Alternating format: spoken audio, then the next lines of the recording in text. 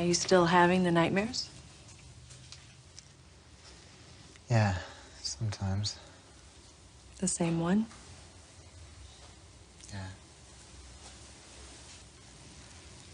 I keep falling. Faster and faster. Waiting for somebody to reach out, grab me, stop me. But no one ever does. Do you understand why?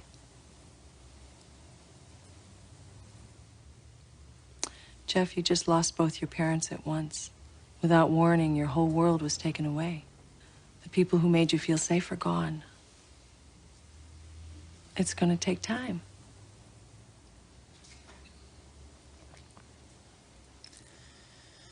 How long am I gonna wake up crying? You're going to have to listen to me. Believe me. We're going to make the nightmares go away, Jeff. You and I.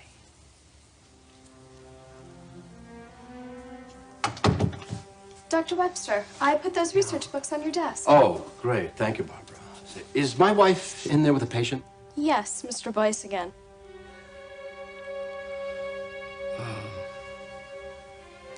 You've stayed late every night this week. Why don't you go home? I'll lock up. Thank you.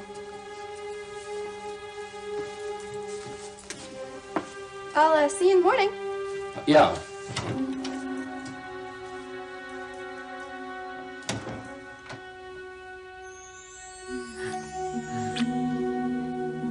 And who's gonna make you feel safe and warm and loved? You are.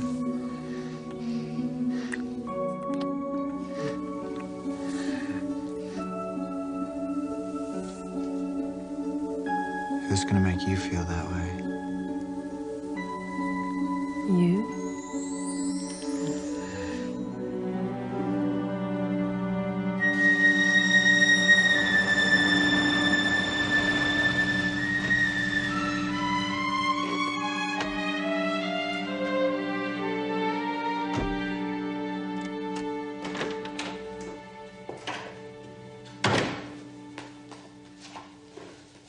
I thought you'd be getting ready for the party. We're not going. Yeah, what happened, Ellen? You got a little bored, huh? Or maybe I got a little too old for you, maybe? What do you mean? You used me. You used me. You used my trust. You used my connection. You certainly used all my money. Oh, God, am I stupid. I am really so stupid. I write books about you. I write books about people just like you. But you know what I did this time? I married the case study. Is that paranoia or scotch I'm hearing? I want you to shut up, because you're a slut. But don't be a fool as well. What are you talking about?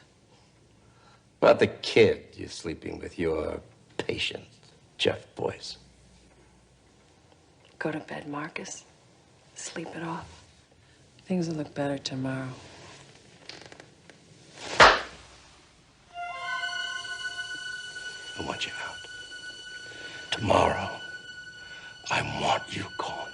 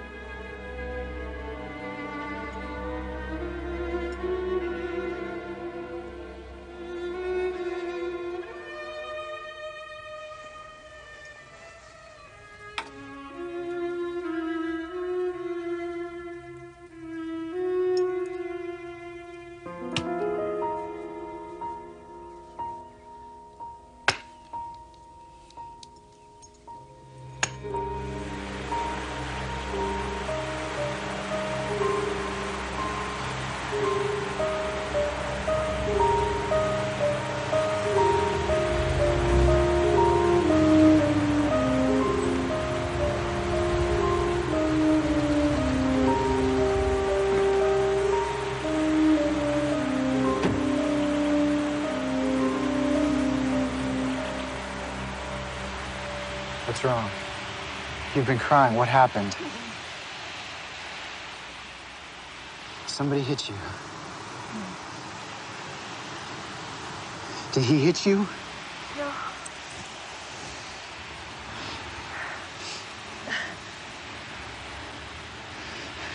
Damn it. He can't do this. There's nothing you can do, Jeff. We can go to the police, tell them. Tell them what? That a well-known, highly respected pillar of the community beats his wife? That the leading psychiatrist in town is sicker than his patients? They won't believe it, Jeff. Then leave him. Divorce him, marry me. He won't let me divorce him. Ever. He said he'd kill me first. That son of a bitch doesn't deserve to live.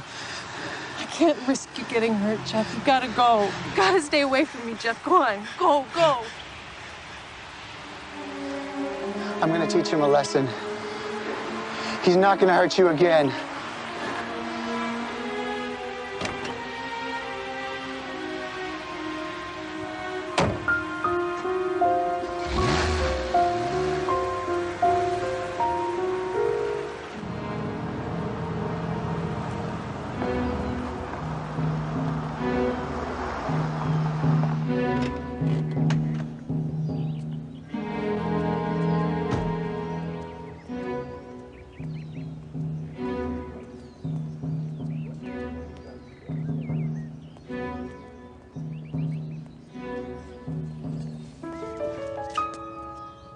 You hurt her again and I'll kill you. Hurt Ellen? I barely touched her. I saw the bruises. She's lying to you. She's using you. She loves me. She doesn't know the meaning of the word. She's a whore.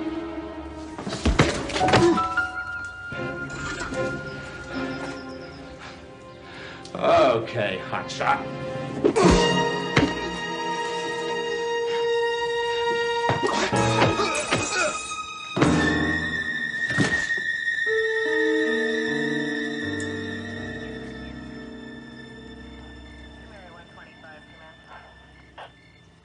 Single blow, right temple. It appears that death was instantaneous.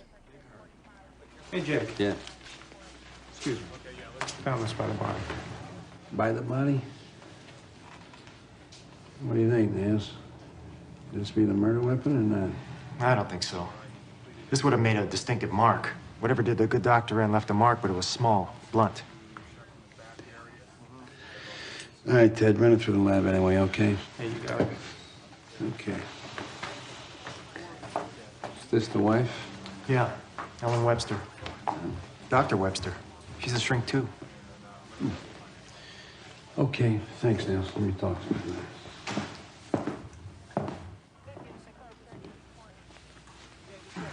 Dr. Webster?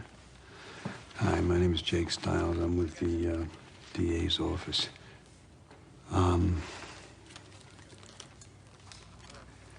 I'm very sorry to hear about your husband.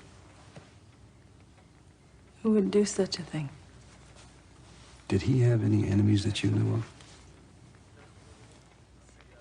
No. He was a sweet and gentle man. Everyone loved him. His students, his patients. His patients. Was he treating anyone that you knew of that had a history of violence? Anyone at all? I don't know. We never discussed our cases.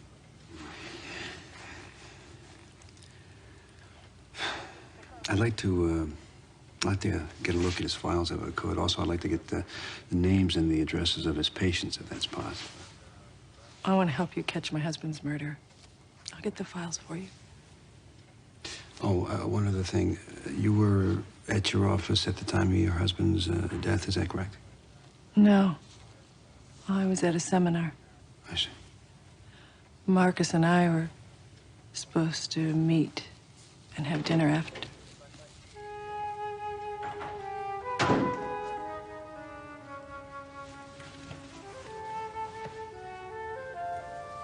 Would you excuse me, please? Absolutely.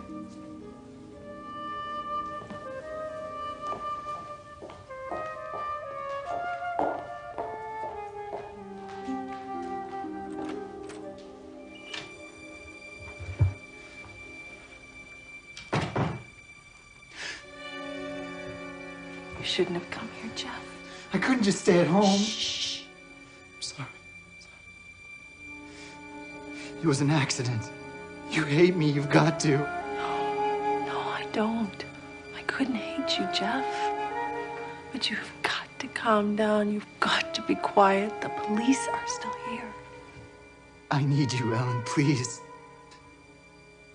They're gonna throw me in prison, aren't they? No, they won't. I won't let them hurt you. I'll take care of everything. You will? How? Just trust me. You've got to do everything I say. I promise you will, Jeff. I will. Promise. I promise.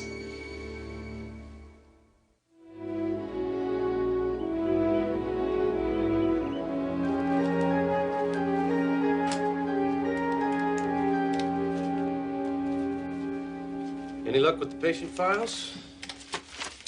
No, nothing so far. Wasn't treating anyone red flag for violent behavior, so that's out. Honest. What? That's interesting. Well, what's interesting? Well, it says here that Marcus Webster testified as an expert witness in a lot of serial murder cases.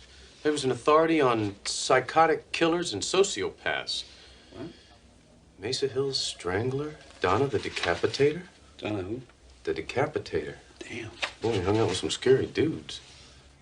Oh, I got a phone call from Marcus Webster's attorney.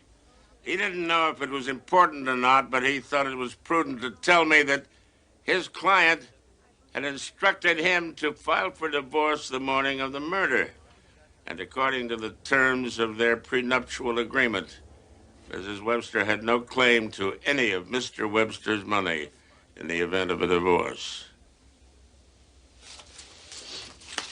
What if he died? The widow stands to inherit just under $5 million. Come on. Come on. Come on, boy. Here we go. Yeah. I told you, Mr. Stiles. I was at a psychiatric seminar all day. Right, but not exactly all day. There's a Dr. Hanratty, the guy who put on the seminar. Now, he said to me that you weren't at the manic depressive workshop. That's a 2-hour class, 3 to 5. Now, the coroner figures your husband was killed somewhere in that time frame. You've been checking up on me. Well, it's part of my job. I don't like loose ends, Joe. Obsessive compulsive. Yeah, maybe. I think it's more nosy. You know. You also didn't mention the fact that you and your husband were getting a divorce. What? Divorce? I don't know what you're talking about. We weren't getting a divorce. Well, your husband had his lawyer draw up the papers. Matter of fact, it's the same lawyer who drew up the prenuptial agreement. I don't like where this is going, Mr. Stiles.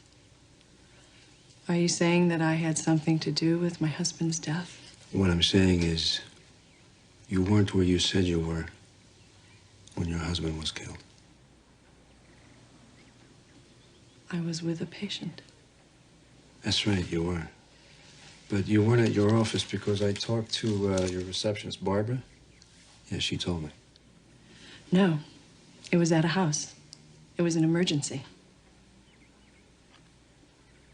Mind telling me who he was? It's entirely out of the question. Oh, it's that doctor-patient confidentiality thing, right? Okay. I just want you to realize that until I talk to him, you do not have an alibi.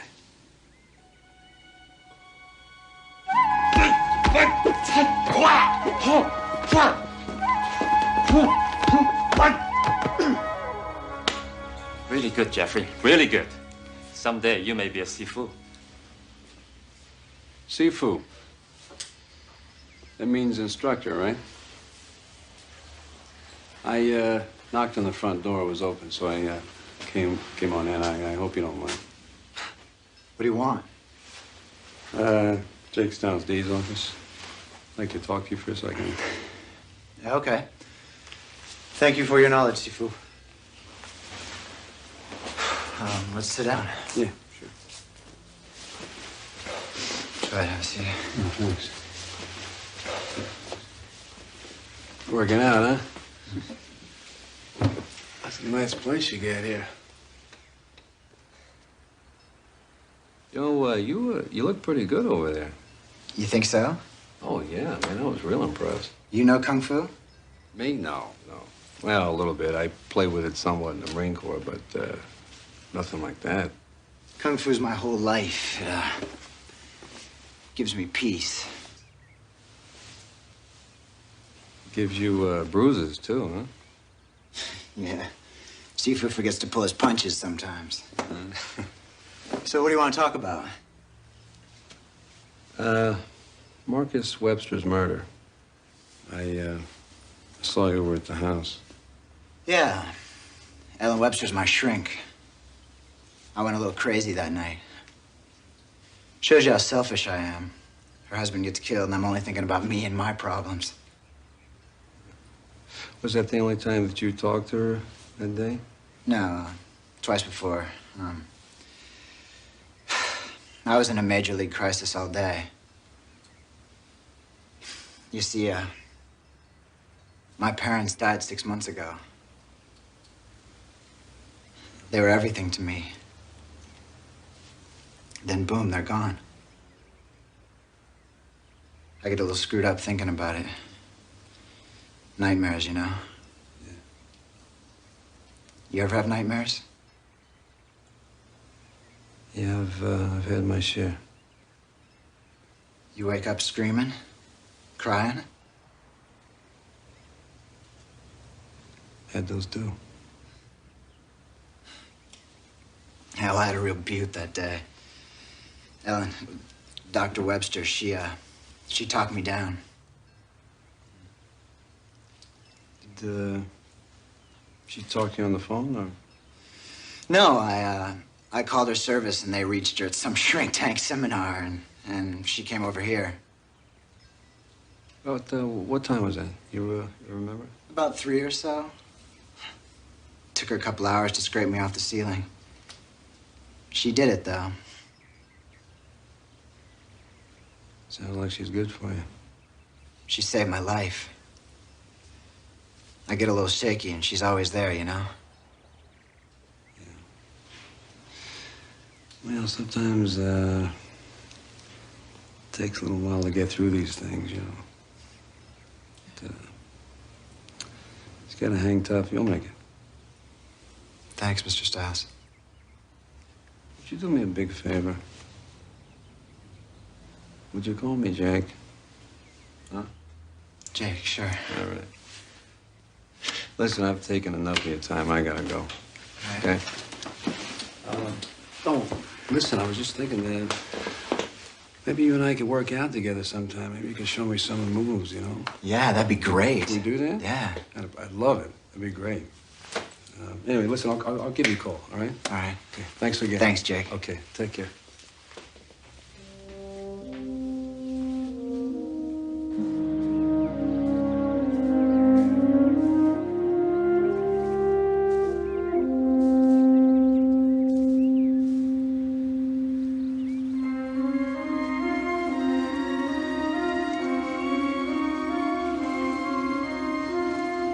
Hi. Hi. Excuse me, you work here every day? Mondays and Fridays. You Yeah? looking for a gardener? No. All I got is a couple of puny ferns and a dead ficus. Were you working this Monday, say around the afternoon time? Yeah, I was here all day, sun up to sundown. Let's see. How about Jeff? Was he here, say, from 3 o'clock on? Who's asking? Me. Oh, yeah, he left right after lunch. Drove off in that red Porsche of his like a bat out of hell. Ran over my new rake and broke it. One of those things happen. He'll get it done. Thanks a lot. She wasn't at his house? No, he wasn't there either. You think she's lying to protect him, or is he lying to protect her? I think he'd do anything for her. What the hell are you doing? Just doodling. Oh, well, that's very nice. That's lovely. Jeff had a small bruise on his shoulder that looked like this. So? So, forensics found this at the murder scene. It's a metal sprinkler key. The murder weapon? Lab guy said that the victim was killed with a small blunt object. Anyway, the only prints that were found on the sprinkler key were the victim's. He used it on his killer? Maybe he hit him on the shoulder with it? I'm thinking maybe, I beg your pardon, madam. You just can't barge in like cool that. your heels, Lizzie. It's all right. Oh, doctor, how are you? My patient is made of eggshell. He's been traumatized to the point of a nervous breakdown. He's talked to me of suicide. He does not need pressure from Mr. Stiles here. Doctor, all we did was talk. He told me about his family. He also told me about the nightmares. As a matter of fact, it seems to me that he's on the mend thanks to you. All he did was go on and on about you. Jeffrey has tremendous guilt and fears, Mr. Stiles. About his parents' death, about Marcus's death, and about freeway accidents. Now you have asked your questions. Please just leave him alone. He is on the mend. Please just leave him alone. Good day, gentlemen.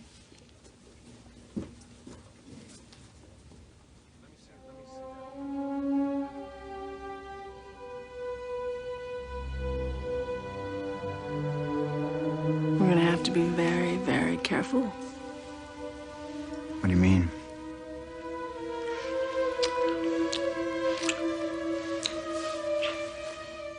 Why did you tell Stiles about your nightmares? About your parents? About me? I liked him. You don't understand. He's a policeman. He wants to put you in prison. For life. Separate us. I don't think so. I know. But you killed Marcus to protect me. You did it because you love me.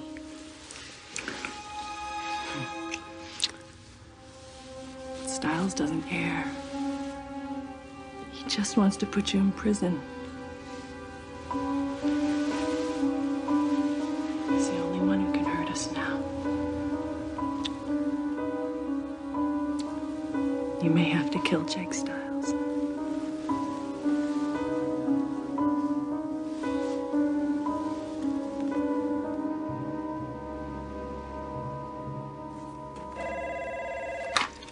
Yeah, hello. Hey, Jake. It's Jeff Boyce. How's it going? Hey, how you doing? Yeah, I'm bored. Bored, huh? Yeah. Hey, how about that workout we talked about? Remember? Workout? What, right now? Yeah, come on over. I'll teach you some kung fu. That's Yang Chi. I let you come to me.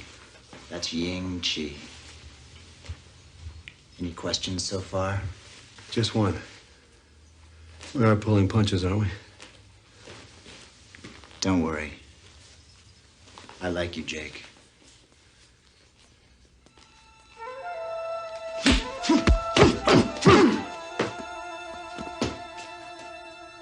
you like me, Jake?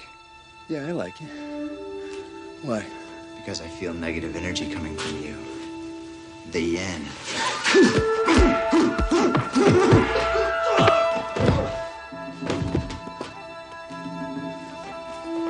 Do you trust me, Jake? I guess I have to, die. Yes.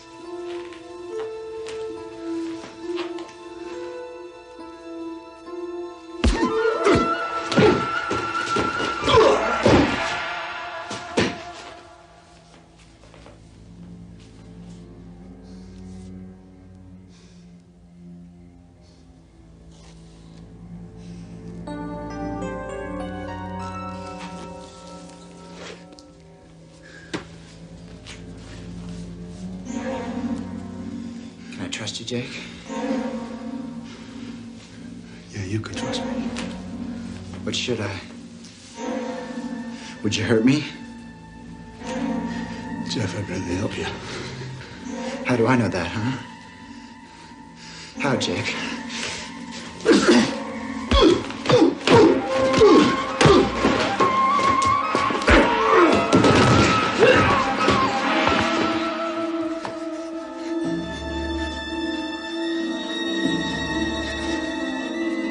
Sorry, Jake.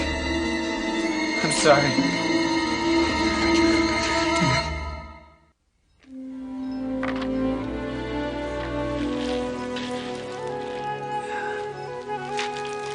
Oh, damn, it's cold.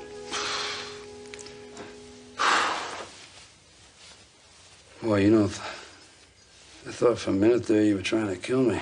Yeah. We got a little carried away there, didn't we? Yeah. Were you trying?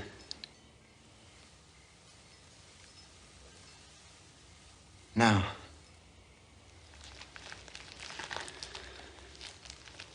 Chef, let me ask you a question. Yeah. You ever thought about seeing another doctor? I got the best doctor in the world. Come on. I got a present for you. Present? All right. A videotape. Videotape? What? Of us. I tape my workouts. Play them back. Watch the moves. It really helps. Oh. Geez, that's a great idea. So tomorrow morning when your ribs hurt, play the tapes. See how it got to you. Oh, yeah. Jake. Yeah. Thanks. Sure. Hey. Oh, yeah, I always forget that. I'll talk to you.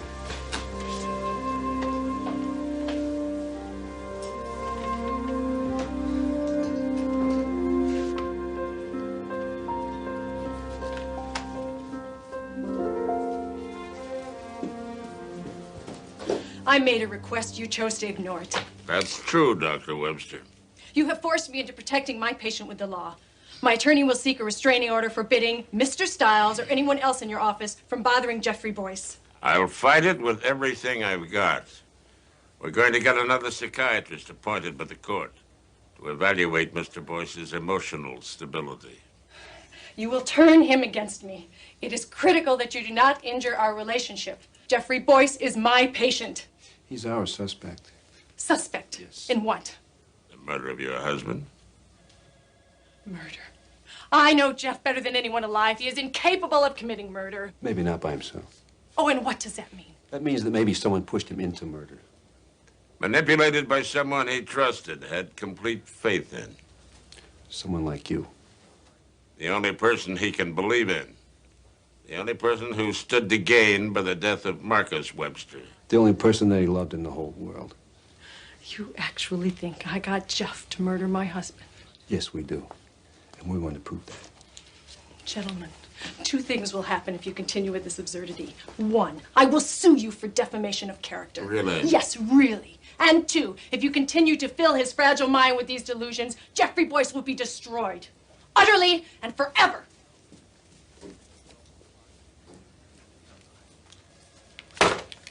You almost lost it, didn't you? He's a good kid. He's messed up, that's all. He's a borderline basket case, and she's using him like a hammer out of her toolbox. But you gotta prove it, Jake.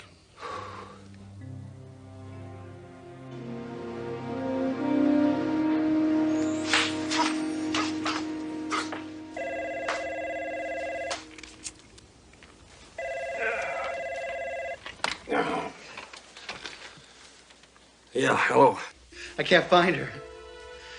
Where is she? Where's who? I'm scared, man. I'm scared. Jeff? What's the matter? Who are you scared of? It's back, man. The nightmare's back and I'm wide awake. Jeff, hey, listen to me. You're awake. You're okay. Everything's fine.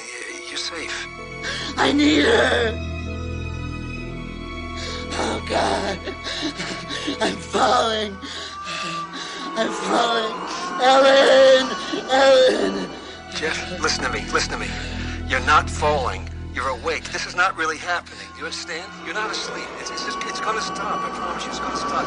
Okay? Stop it. Stop it. All right, Jeff, listen, Jeff. I'm sticking out my hand. Can you see my hand? Can you see my hand? If you can see my hand, grab it. I can see. Okay.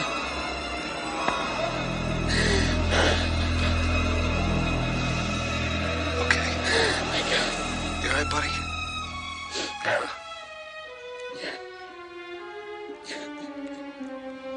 We're safe now, aren't we, huh?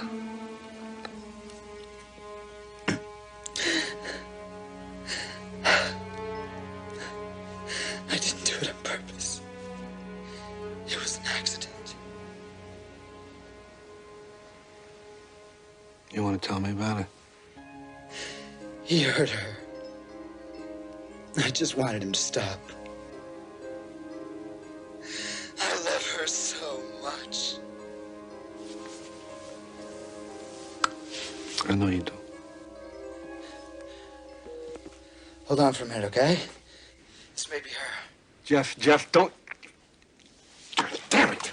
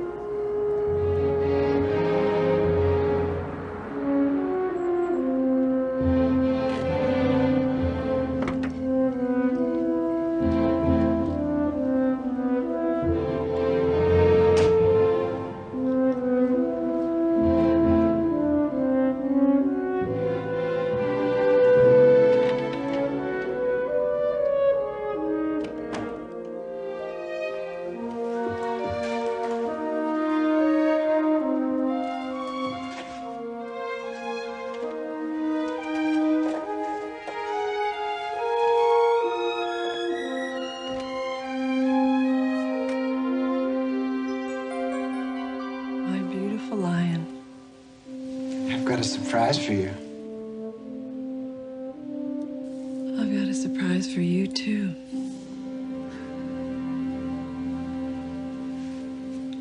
I don't understand, Ellen.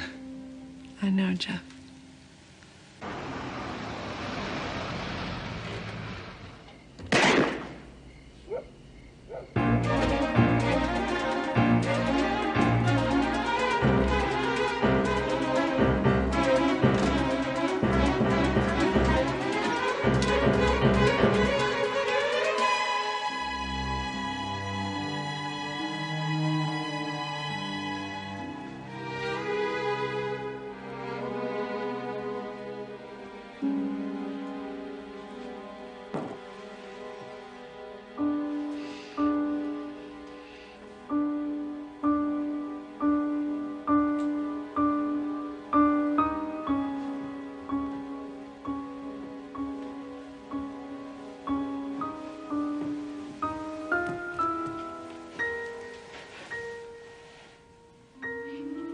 tried to rape me. Kill me. You didn't have to do this. You did. You told him lies. You confused him. He started dying the minute he met you.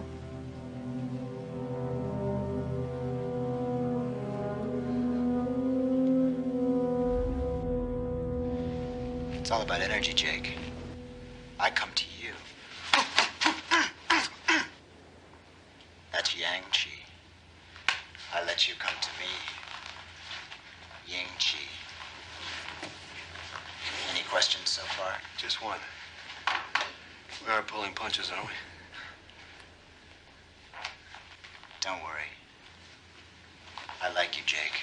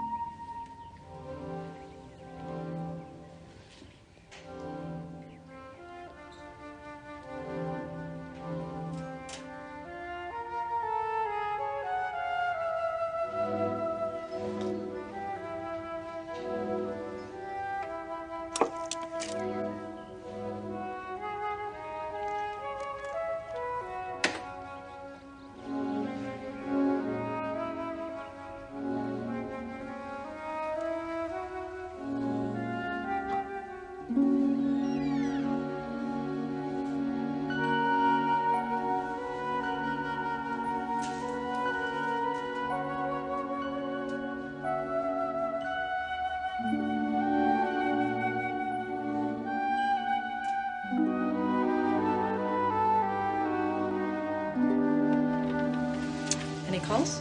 Yes, Mrs. Schumacher canceled her 7 o'clock.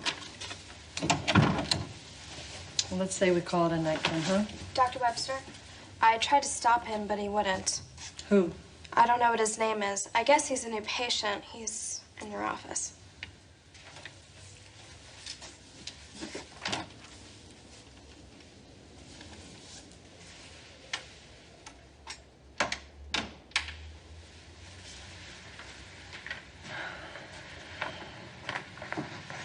What are you doing here?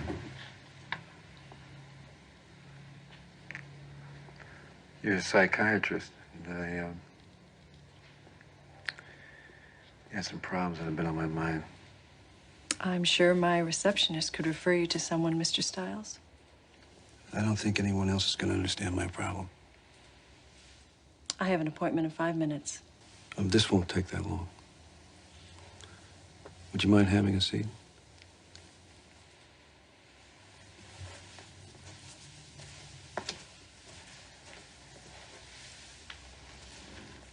So what's your problem, Mr. Stiles? Doctor, I happen to know that Jeffrey Boyce was desperately in love with you. It's called transference. It's relatively common, but not to be confused with love. I see. Well, maybe I'm just a dumb cop, or maybe I don't know any better. But Jeffrey told me that he was in love with you, and I believed him. As a matter of fact, that's one of the reasons he brought you the dozen red roses when he tried to rape and kill you. So what's your problem? That you believe Jeffrey's delusion? Or that you're just a dumb cop? You saw me. He bruised me and scratched me. Yeah, see, that's my other problem. I talked to the coroner about that, and you know what he told me? He told me that he could not find any of your skin under Jeffrey's fingernails.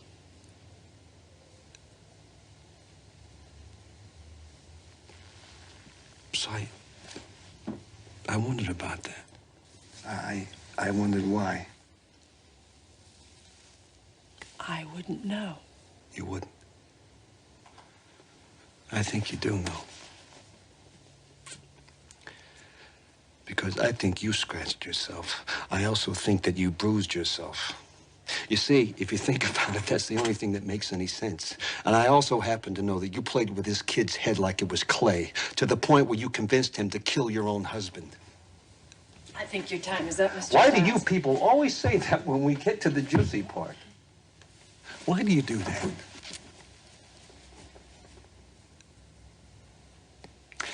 You see, my big problem in this whole thing is I couldn't get you convicted because Jeffrey's dead. But I want you to watch something. I don't think so. I know that you killed Marcus to protect me. You did it because you love me. Stiles doesn't care. He just wants to put you in prison. He's the only one who can hurt us now. You may have to kill Jake Stiles.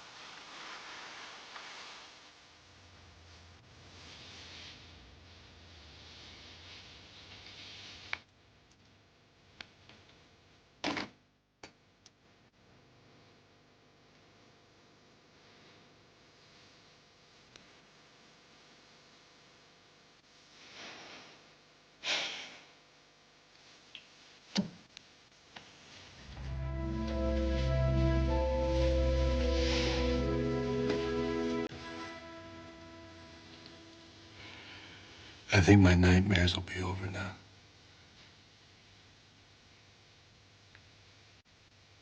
You know, you really are very good.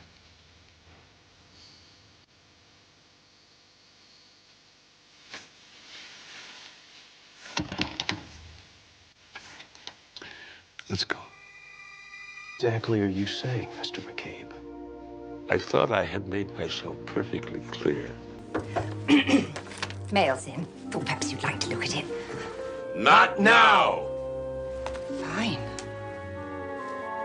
You're always complaining about our caseload. Always telling me to make choices, not to waste time with cases we can't win. Yes, but I think you could have won this one. Why do you even assign me cases at all? I'm merely suggesting... What? What are you suggesting? That I'm lazy? Incompetent? Derek, please, you are overreacting. Well, you're entitled to your opinion. And I'm entitled to mine. Derek? No, talk about it. Derek! Elizabeth? Go get that boy and bring him back in here, huh? I will try, sir. But in the meantime, what am I supposed to do with Mrs. Swarthmore? Mrs. Swarthmore? The civics teacher from Hollywell Junior High. You promised to favor her class with a guided tour. Well, she's waiting in the courtroom with the children. All right. Tell the little darlings I'll be right there.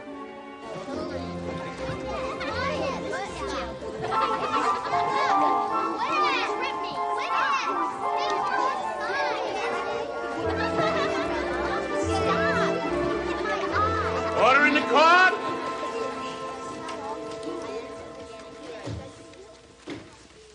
Good morning, Mr. McCabe. Good morning. Ladies, gentlemen, good morning. And order in the court is what the judge is going to say when he has a lot of people in his court that are talking and making a lot of noise. And you have to listen to them. Because if you don't, then it's up to me, the bailiff, to throw you out. This is a special place. This is a place of justice. Isn't that right, Mr. McCabe? Yes, it is, Ray. Thank you. How many of you ever been in a courtroom before? Well, let me tell you something. But an empty courtroom is the most fascinating place in the world. You can feel the tradition stretching all the way back from England, the year 1215, when King John signed the Magna Carta. Huh?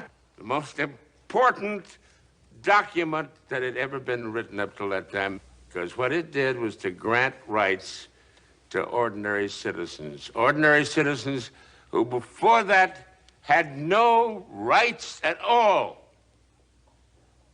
Rights including trial by jury. It's wonderful. Let me show you what I mean. Hold on a minute. Ms. District Attorney, you may question the witness.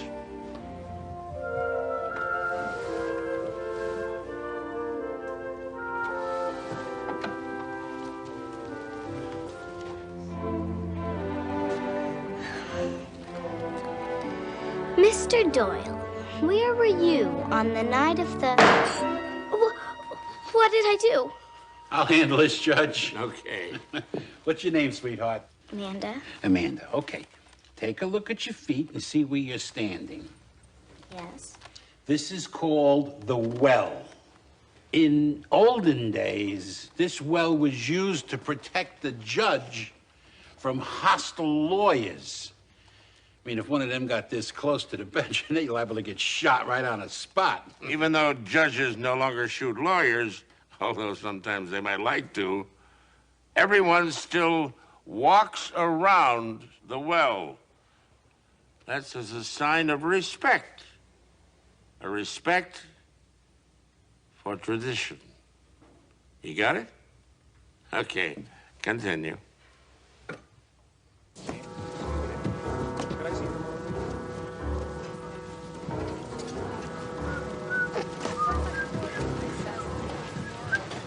Thank you so much for your time, Mr. McCabe. I know the students found it educational. It was my pleasure, I assure you. Anything to help our youth. So long, kids. Bye.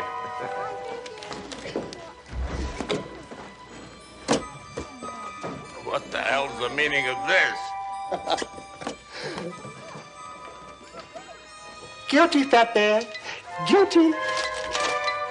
Get down!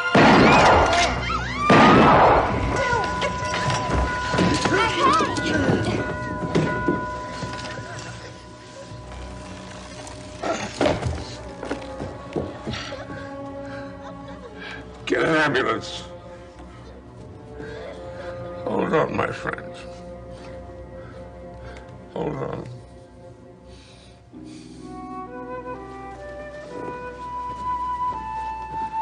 We sealed it off, but I think he beat it out of here pretty quick. How the hell does a man in a clown suit disappear into thin air? I don't know.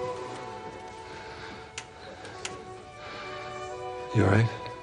I will be when you get that son of a bitch. All right, okay. You damn well better. Ray, step right in front of me.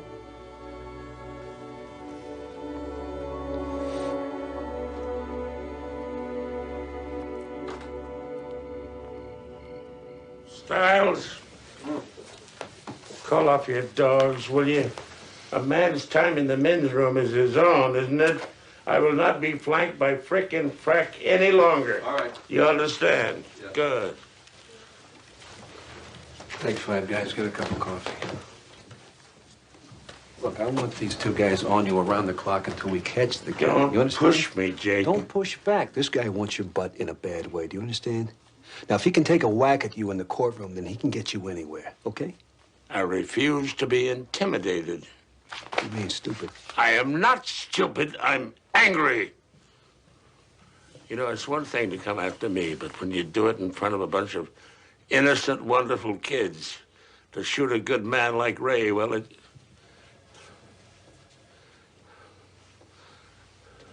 You're right, of course. You can keep your babysitters, but keep them out of the men's room, will you? Thank you. I will. I promise. Got one. Listen, Jake here wanted me to go through all your old cases, focus on the card-carrying wackos. I think I got a contender. Remember David Thompson? Yeah. Murder, psychopath? Well, he escaped 2 days ago from San Quentin Psychiatric. McCabe. Here, run this. Okay. Well, thank you very much for calling. If he comes to, let him know that I'm on my way. Yeah. What's up? Ray's out of surgery. He has a punctured lung. They don't know if he's going to make it or not. I'm sorry.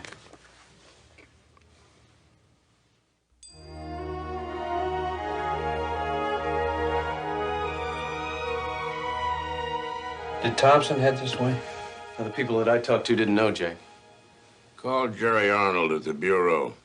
If the FBI's picked up Thompson's trail, he can tell us where it's leading.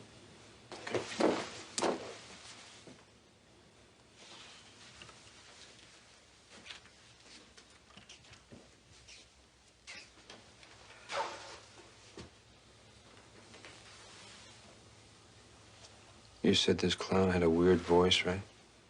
Yeah, he disguised it. Why? Do you remember when Thompson was doing his slasher thing? He would call you on the phone and use a strange, weird voice? Yeah. He did, didn't he? Who is this? Don't you recognize my voice? I'm insulted, I thought I'd made more of an impression. Or do you get calls from killers every night?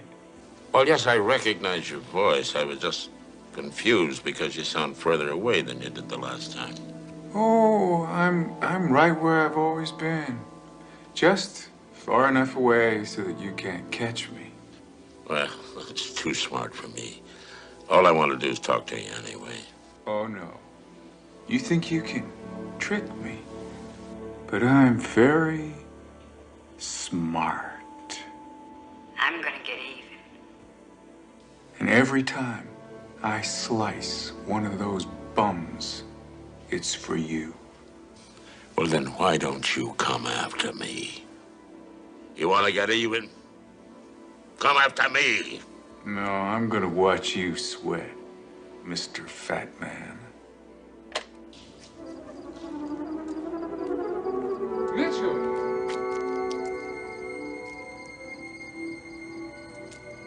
Mitchell! David, is that you? Yes!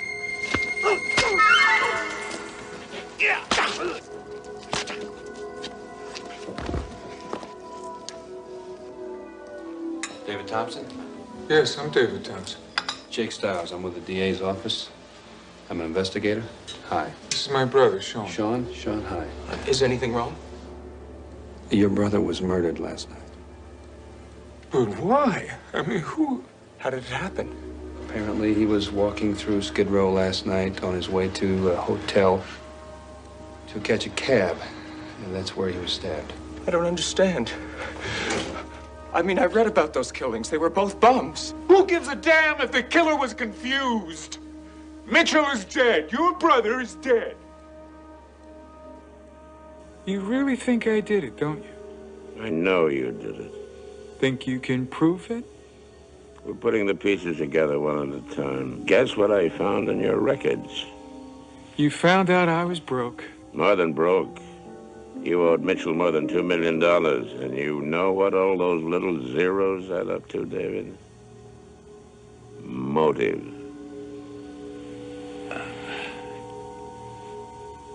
Very shrewd. It was all a twisted game with him. While he was in the office jousting with me, he had his younger brother down on Skid Row making another hit.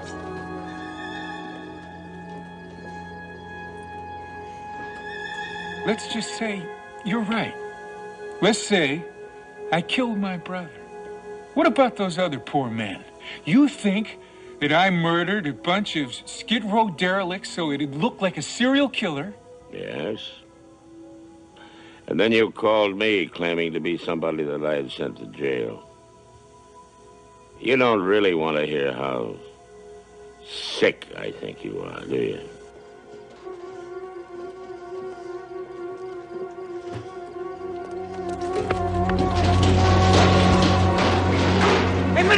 can't do it!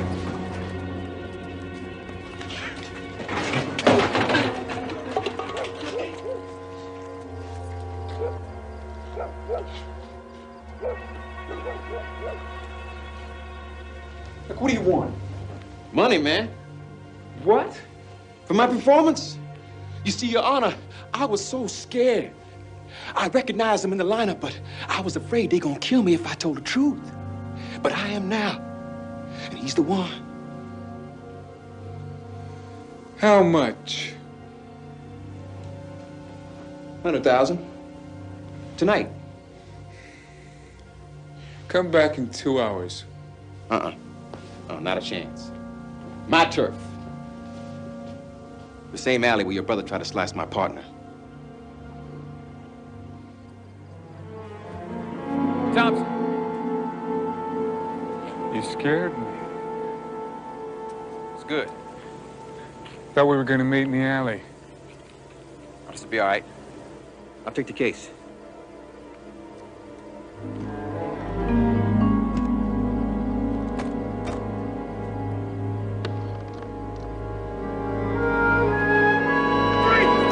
Hold it! Right there.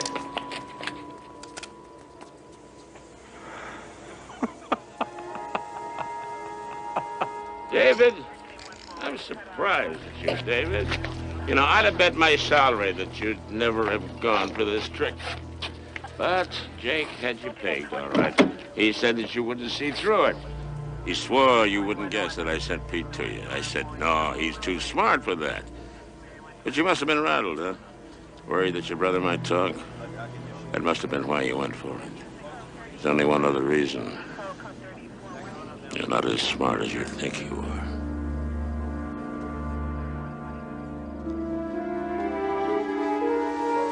Could be our guy. What do you think?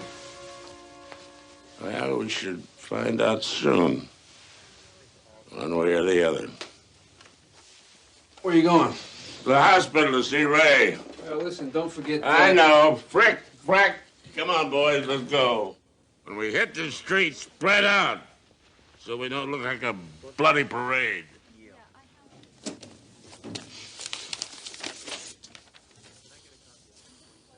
Well, I think we're gonna be here for a while. You want a pizza or something? Did you want a pizza? I can order a pizza real quick. You hungry? Yeah, sounds great. Okay. You want everything on it? Anchovies, the whole deal, right? Yeah, whatever. Okay, half pepperoni, half dog, right? Yeah, that sounds great, Jake. What's going on? You here? What's the problem? Emmy makes me nuts sometimes. Oh, yeah. Well, he's borderline genius at that. Like today, we got in a stupid argument about a plea bargain case. Who won? Well, I think I did. I mean, he knows he did. Here I sit steamed about my honor, my dignity, my career, and he almost gets himself killed. Do I apologize? I mean, do I say, good night, Mr. McCabe, on his way out? No, not me. I feel lousy. I think he knows that. I wouldn't worry about it. I know he knows it. I mean, he is good, isn't he? Genius. Yo, Jerry. You're positive? Yeah, listen, do me a favor and send me a report. Yeah, okay. I appreciate it. Bye, Jerry. What? David Thompson was killed 2 days ago near the Canadian border. There's no way he could have been our shooter. Yeah, it couldn't be that easy, could it? Yeah, it couldn't be that damn easy.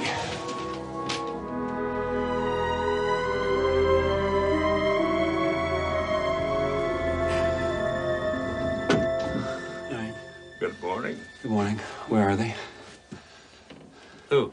You know damn well who. Jerry and Ted, your bodyguards. Where are Oh, yeah. they? Yeah. Well, they were right behind me, you know.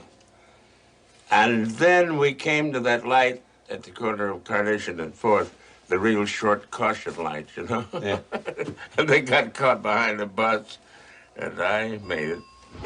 And they didn't. Why didn't you wait for them?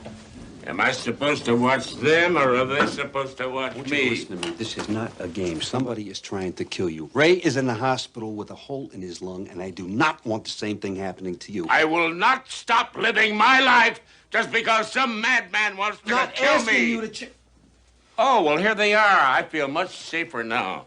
See if the coffee is ready. Where you two been? We got caught in traffic. Yeah, I heard about the traffic. Frank, listen. Sorry, it won't happen again. I understand that. I just want you to watch him, follow him anywhere he goes. I don't care what he says, just stay Jake! on. Come here! What?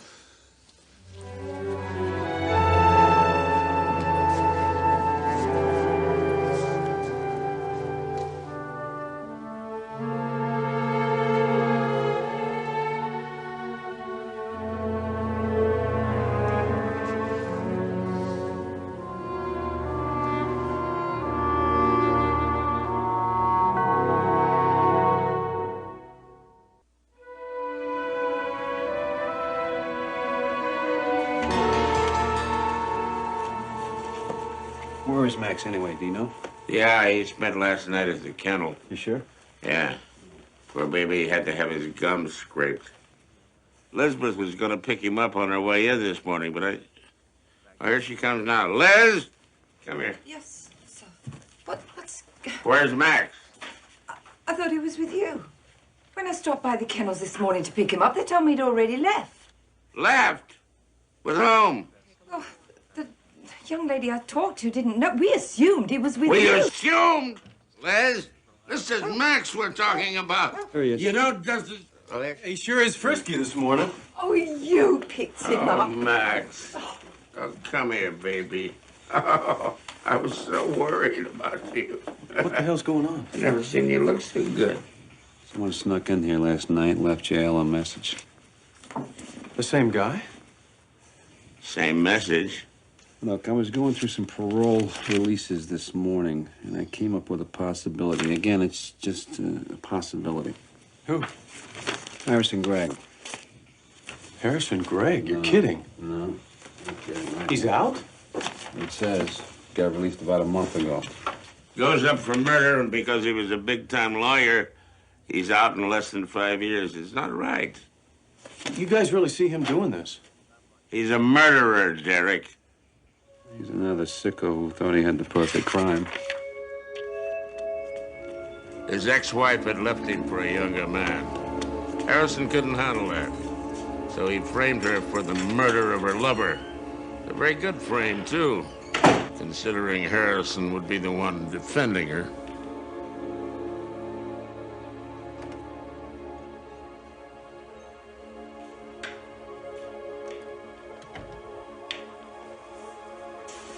Scott?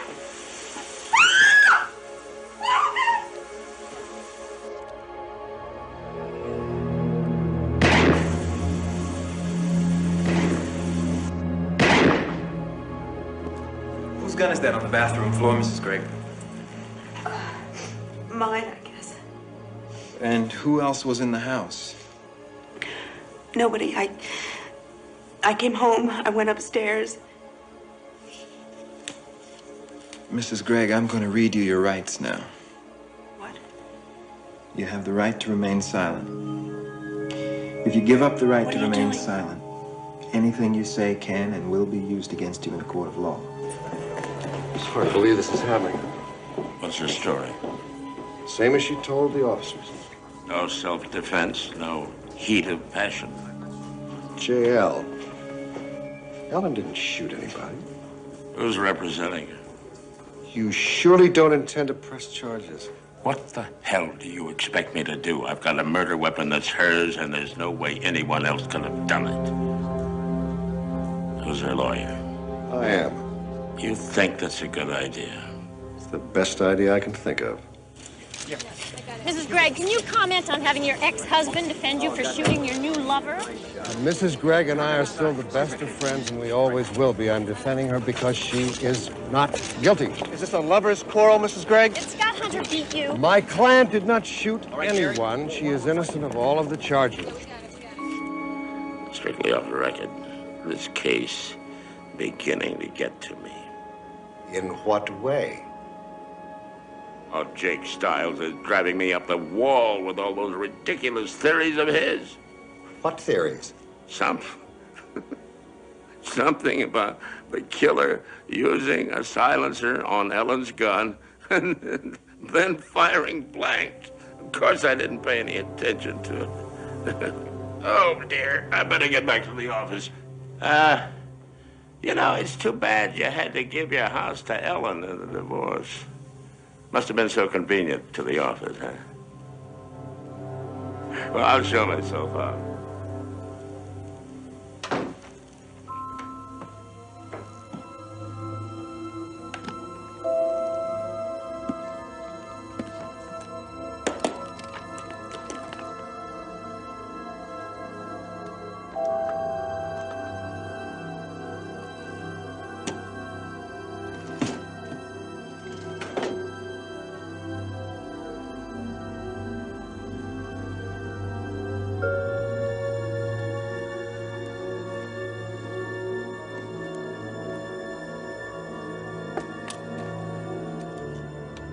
Jake Stiles found these two items together.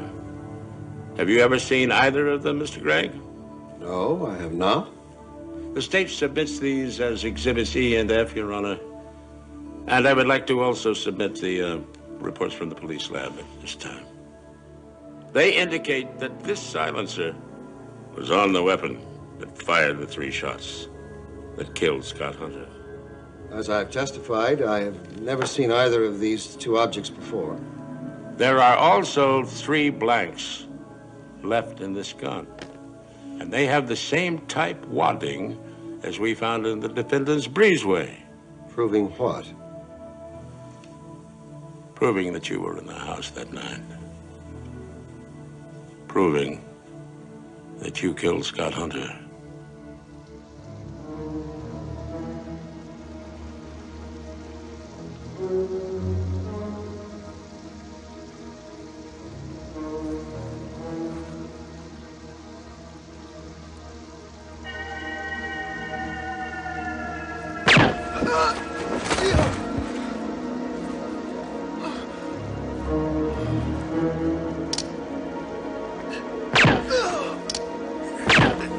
What evidence do you have? Are my fingerprints on the silencer? No. On the gun? No.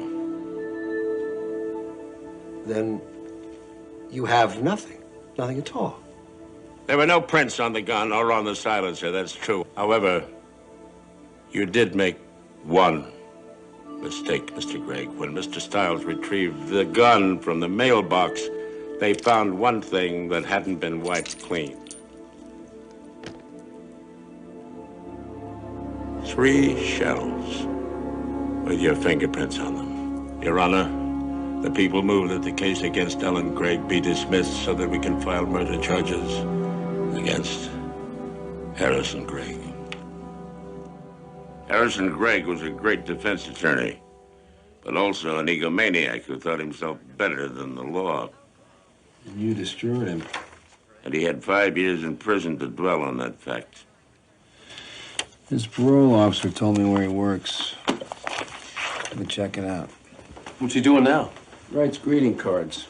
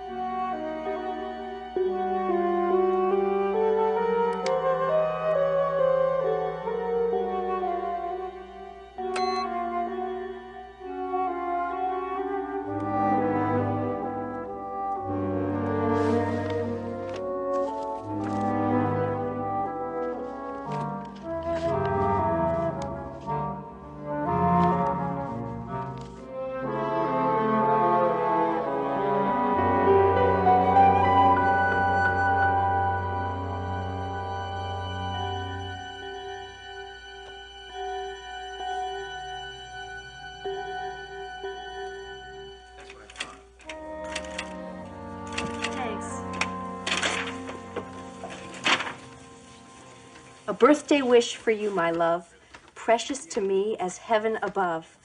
May your special day be filled with bliss, and each day hereafter sealed with a kiss. Well? You've done it again, Harriet. You like it, really? It's short, sappy, vaguely spiritual. It's perfect. You're teasing me again. No, I'm not. You're the best, my darling. Mr. Gregg. Yes, I know you. Jake Stiles. Very good memory. Very good. Yes, Harriet, please say hello to Mr. Stiles. Thank you. Nice to meet you. Jake and his boss were the ones who put an end to my legal career. How is the fat man? He's not good. Somebody took a shot at him yesterday. But then you probably knew about that. No, that's terrible. When did you say it was? It happened yesterday around 4 o'clock. Bailiff took the hit. He's in bad shape. He might die. It's been all over the media. Harrison doesn't read the papers or watch TV. He finds it too upsetting. I've had so much tragedy in my own life, Mr. Stiles, that I don't like to dwell on the tragedies of others. That's why I do this, to focus on love and beauty and certainly not suffering. Well, then I hope you won't be upset if I ask you where you were at the time of the shooting. Who was here, working? I was with him. We're on a deadline. You don't really think I had something to do with this shooting? At this point, I'm just following procedure. Was anybody else here? Or anybody else with you at the time of the shooting? Probably not. We work alone, usually with the door closed. Composing inspirational verse requires complete concentration. I can imagine. Well, listen, I appreciate your time. Thank you very much. It was nice meeting you. Bye. If I need anything, I'll be in touch. It's good to see you. Please give my best to Mr. McCabe. Sure. Thank you very much.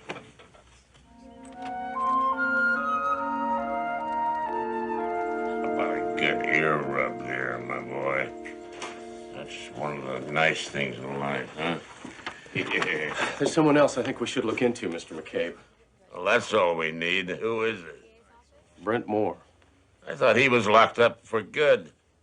He's in a halfway house in Ventura. There's one other thing.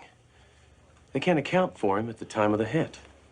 Well, he's crazy enough to do it, that's for damn sure. Ambitious, single-minded, ruthless. He would do anything to make sure my friend Kyle Williams got elected senator, including murder. There have been few men as moral and as outstanding as Kyle Williams, and I firmly believe he's going to make this state one hell of a senator, huh? I just wanted you people to know about it. Thank you very much.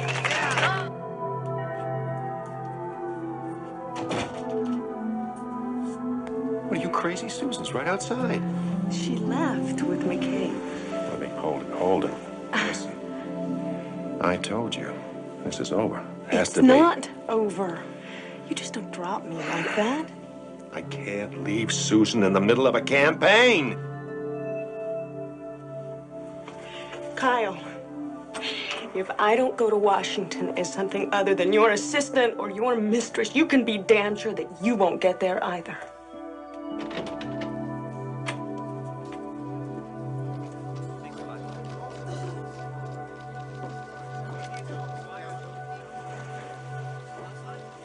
Is there anything I can help you with? No.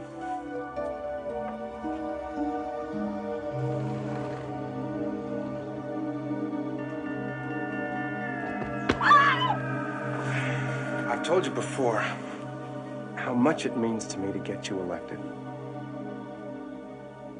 Libby was a danger to you, to the campaign, to everything. What do you mean a danger? She threatened not only the election, but everything. Susan. The children. Everything. I had to clean up the mess for you. What are you saying? I couldn't let her ruin you. Ruin us. So I did it. Wait a minute. You're saying that you murdered Libby Weeks? Kyle, don't you understand? We're gonna make it. We're on our way to Washington. No, Brent. I'm going to call the police. You have to be smarter than that, Kyle. What are you gonna tell them? That some aide of yours, for no apparent motive, killed Libby Weeks because... why? They won't believe you. And you know that yellow cardigan sweater of yours? The one that's missing? It got all dirty. It's covered with Libby's blood. Oh, but don't worry.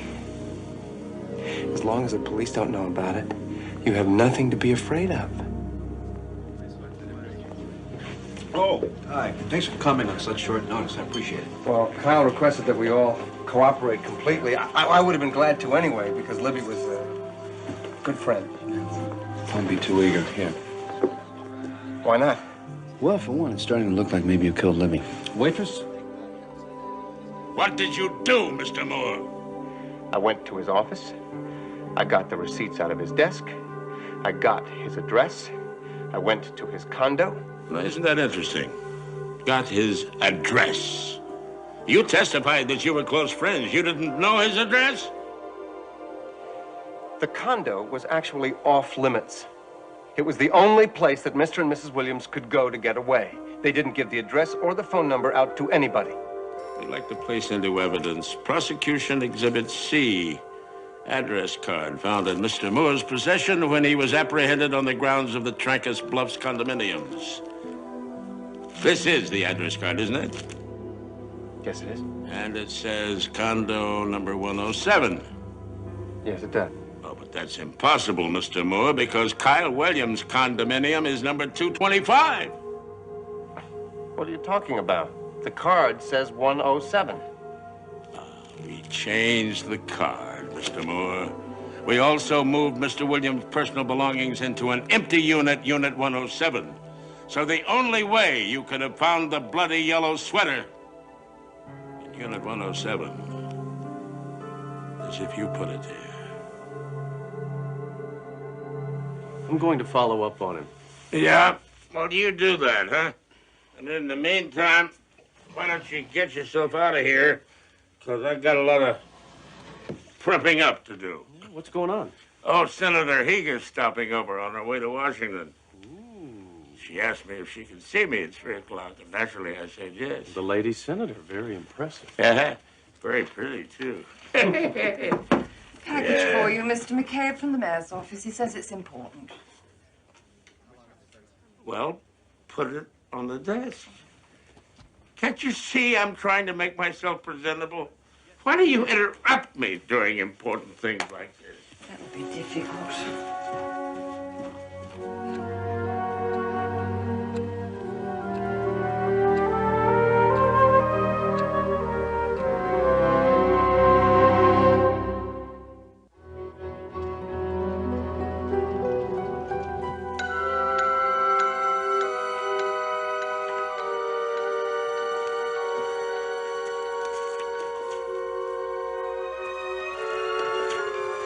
What are you doing, boys? Huh? Good. What's he doing in there? Hmm? Oh, making himself presentable. Yeah? Presentable for what? Miss Heger, lady senator from Hawaii. In fact, she'll be here in a minute. He's always had a thing for her, right? Lizzie. Who set that up? I don't know, one of her aides, I suppose. Telephoned this morning, said that she was on this tight schedule, but that she's going to be here to meet Mr. McCabe at precisely 3 o'clock. 3? Mm-hmm. Don't worry, Jake. Nobody gets in that office unless we pat him down. Nobody. I don't care who it is. All right. Anybody else been in there since, anybody else in there at all? Nobody. Oh, delivery man with a package. But that was for the mayor, and I took it in myself. Oh, wait. What package? When? Just now. Did you check the package, huh? No. Either one of you? No, it was legal stuff. This package from the mayor. Were you expecting this? No, it just showed up. What? Everybody down!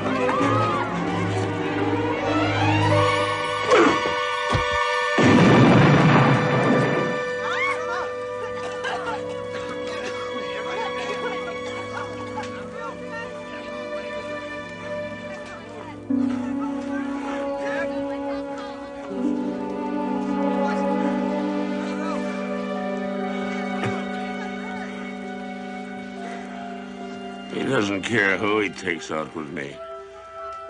We've got to end this, Jake. This time we'll go after him. Here they are. This is Cam. Where do they come? Reporting to you live. Months since you get this out. The shooting of Bailiff Ray House. Ready to roll?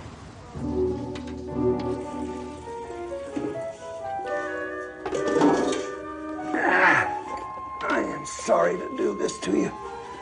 But when it's all over with, I'll send you a nice get well card. We've got some excellent new ones.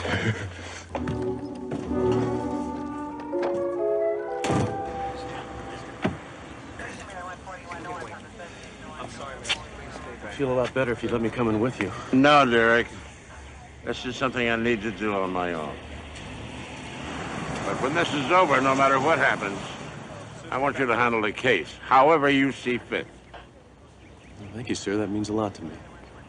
But if you even consider a plea bargain, I will personally come down and I will... I got you. I was kidding.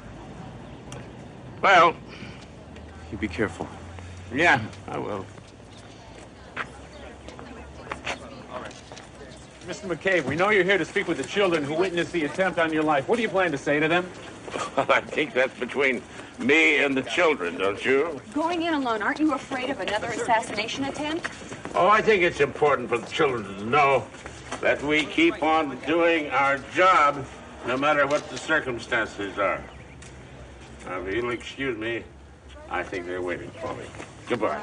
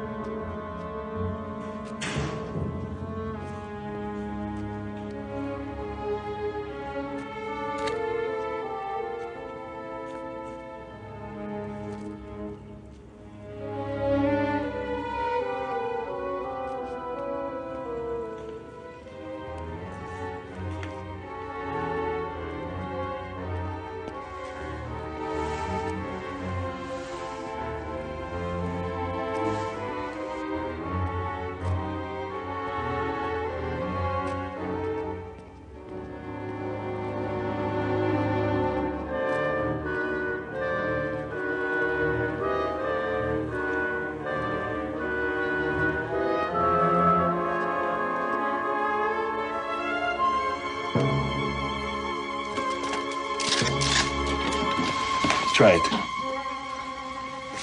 And I will blow you away. You're under arrest for attempted murder, Harrison. You have no right to arrest me. You never had that right. You're the guilty one, and it's you who have to be judged. Just listen to yourself, Harrison. What the hell happened to you? You ruined my life. That's what happened. You ruined your own life. And now you're going to spend the rest of it in jail. Guilty as charged. Take him away, gentlemen.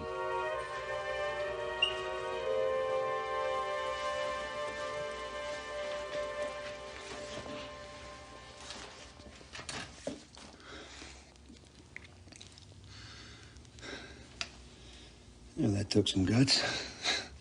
Well, it beats running scared any day. Especially with you backing me up, Jake. I really appreciate it. Hey.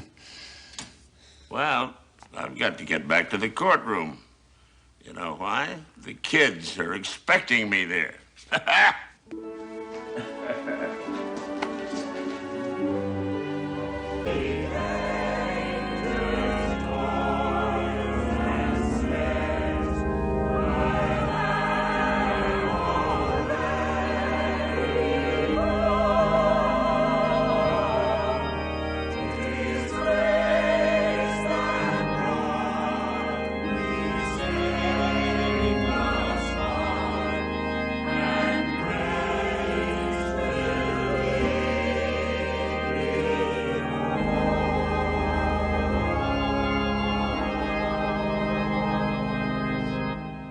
That was wonderful.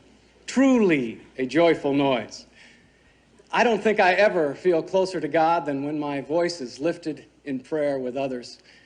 Somehow seeing all of you and your families here on Sunday makes me feel hopeful for ourselves and our faith.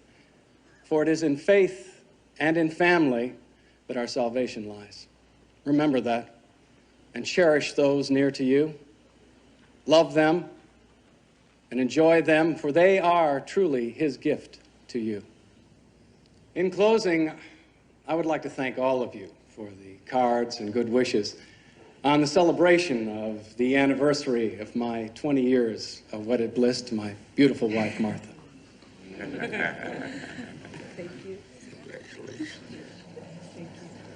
We have been with you a long time, Martha and I. And though God in His infinite wisdom has not blessed us with children, He has blessed us with this congregation. You have become our family. Your joys, our joys. Your tears, our tears. Your children, our children. For that, I thank you. God bless you.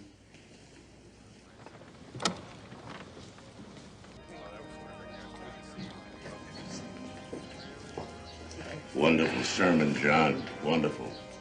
I keep waiting for you to publish them. Is it election time already, Martha? It's the only time we see our famous district attorney. You see, it's not that I don't mean to. I just been busy with one thing or another, you know. Let him be, John. Jason does the Lord's work in his own way. He knows I'm just teasing him. Good to see you again, Jason. You too. Bye-bye. I think he misses you. Wonderful as usual. Thank you. I want to thank you for all you've done for Darcy. Oh, I haven't. I think your Bible classes turned her life around. Mother. Well, it's true. She's become a different girl. Thank you. But it's the word of the Lord that has brought joy to Darcy's life, not me. I'm just the messenger. See you next Sunday. Okay. Thanks for coming. Oh, Darcy.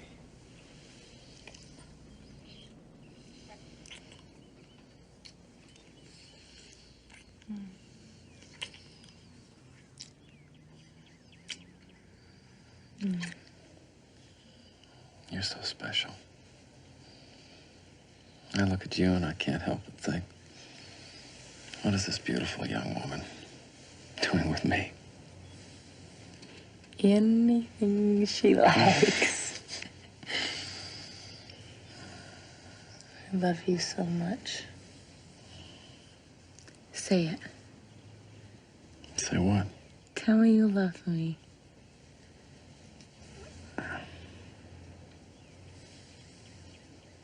I do.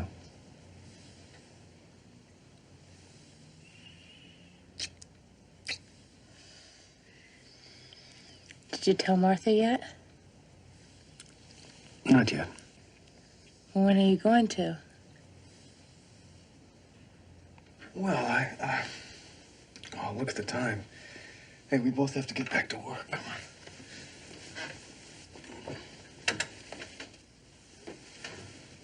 I'm not a child, John. I mean, I understand how difficult these things can be. Darcy, Not to worry. I'll tell her. No. I am tired of sneaking around. I am not some kind of tramp.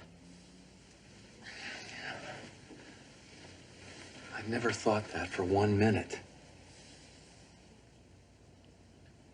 You love me, don't you? I think things are going a little too fast here. Maybe we should just slow down a little bit. No. You have to be realistic here. I'm 43. You're 21. You have to try and understand. I understand. I understand you have 2 days to tell her, or else I'm going to. Darcy, please. 2 days, John. That's all.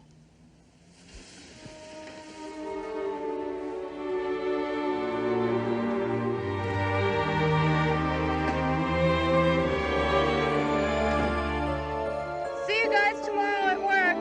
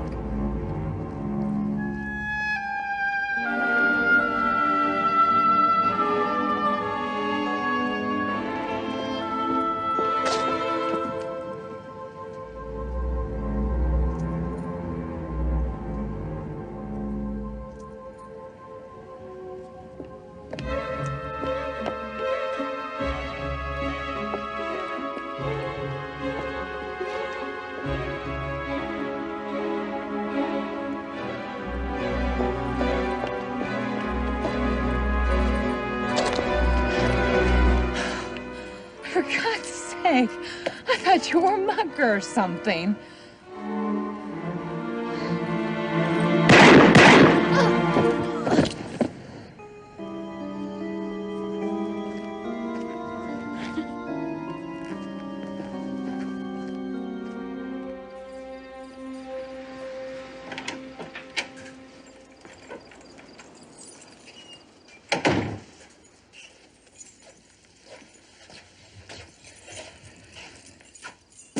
Don't move.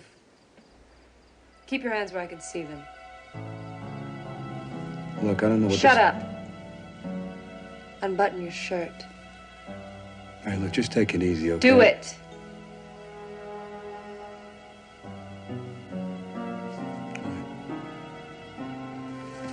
Hurry up.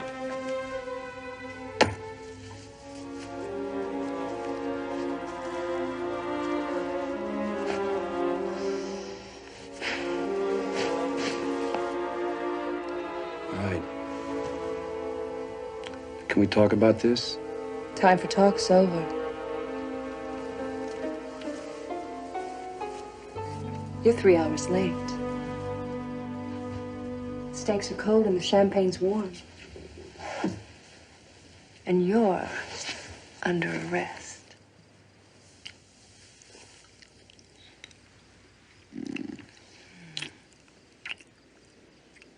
That's what I get for dating a cop.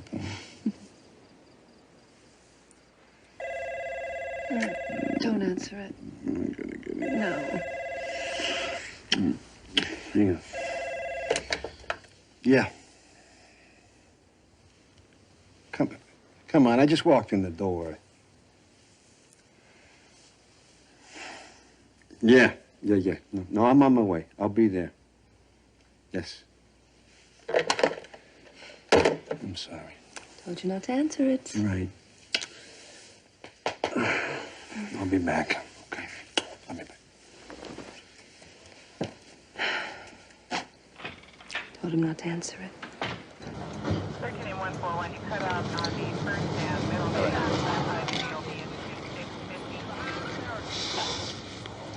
How you doing, Paul? Pretty girl. Yeah. All right, so what do we got? Name Darcy Warren. Age 21. It looks like she took 2 small caliber rounds in the chest. You got any witnesses? 0. Nobody even heard the shots. Damn, I hate these things. I hate them. I don't get it. I mean, she wasn't robbed, molested. There was no sign of a struggle. Could have been somebody she knew.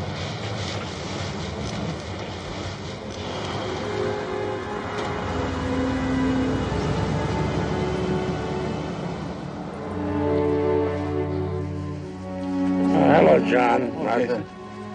Can't believe this happened. How are Cindy and Robert taking it? As well as can be expected. I don't think there's anything worse than losing your child. Yes, I know. I'm sorry, I forgot. No, that's okay. She was so young. Wasn't there another young girl in your congregation killed a couple of years ago? I remember reading about it in the church newsletter. Michelle Barlow. They never found out who killed her. The case is still open? Well, I hope you catch and punish whoever did this. So do I. We'll pray for your success, Jason.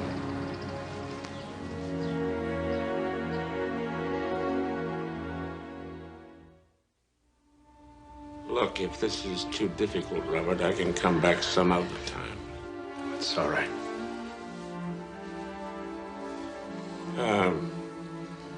Did your daughter have any enemies? I mean, anybody who might want to hurt her? No. Everybody loved Michelle. My daughter was popular, beautiful. You know, it's been 2 years. I still can't believe she's gone. Mr. Barlow, did she have any trouble at work? Any problems? No. As a matter of fact, I think the past few months she was happier than she'd been in a long time. For the past few months, but what about before that? Oh, she had her ups and downs. It's not easy growing up today. You know, even good kids get into trouble. What kind of trouble? It's not as if Darcy was a delinquent or anything. She drank a little, got a little crazy.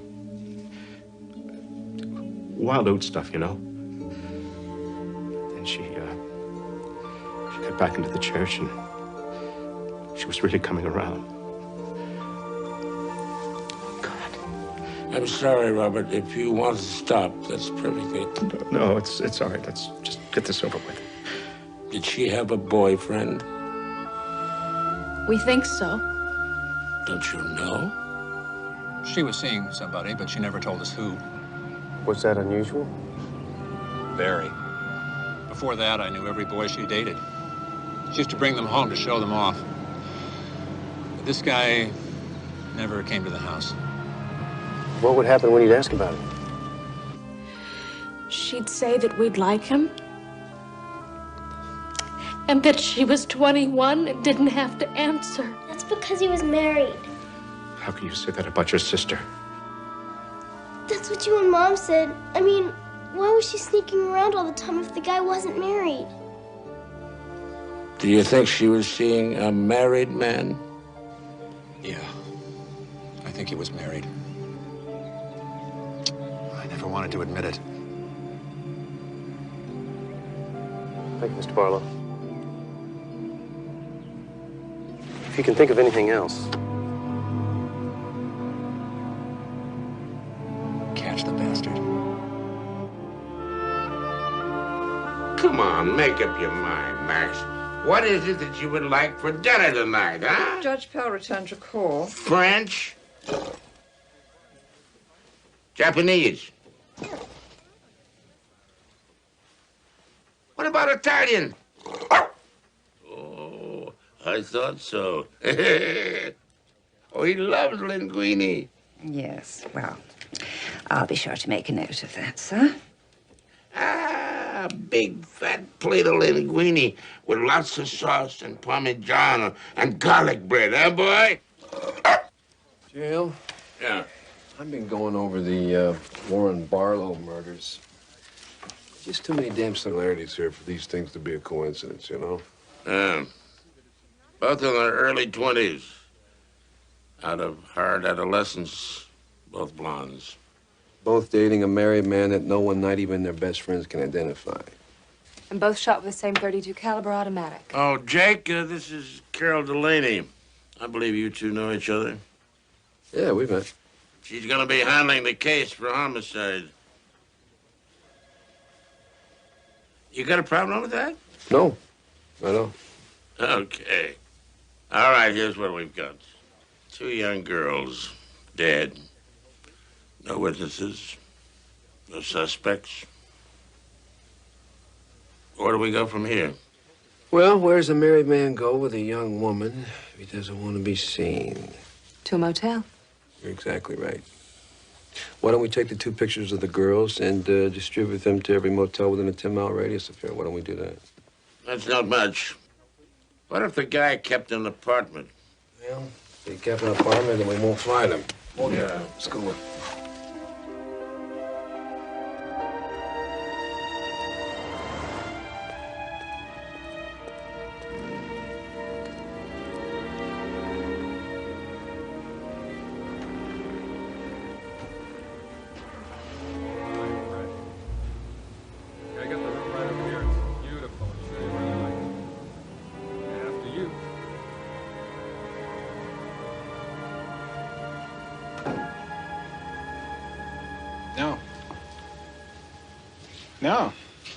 No, I said cash, no checks. All right. Let's take another look. Look close. I told you before. No. Listen, you told the officer that you recognized this woman, all right? I made a mistake. You made a mistake. No, I don't think so. I don't care what you think. I never saw that girl before in my life. How long you been running a house of prostitution here? What are you talking about? If I was to bust that lady and her John that just walked into room 104, I doubt very much that I would have a big problem getting a court order to shut this place down. You follow me? Hey, man, give me a break. No, you give me a break. Answer my question. Look, I don't want to get involved with murder. You don't. Mister, quite frankly, I don't give a damn what you like. We can do this the hard way, or we can do it the easy way. It's your choice. Simple as that. Okay. She's a knower. Used to come in once, twice a week during the lunch hour. You see who she was with? No, she always took a room around back. Not that I wasn't curious. I mean, hey, beautiful girl like that? What about the car? Did you see the car he was driving? Yeah. Black Buick. You sure about that? Yeah.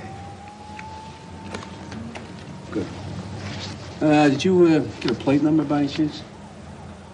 You don't want much, do you? Good job.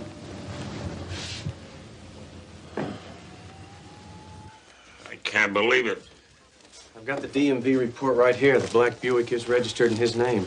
John Rolls has been a minister for 20 years. I know him. I know you do. Look, it doesn't mean he killed anybody. No, but it sure makes him our #1 suspect, doesn't it? Guilty or not, this is going to kill Martha. Want me to have Jake pick him up? No. No, I'll go talk to him. I'm sorry. So am I.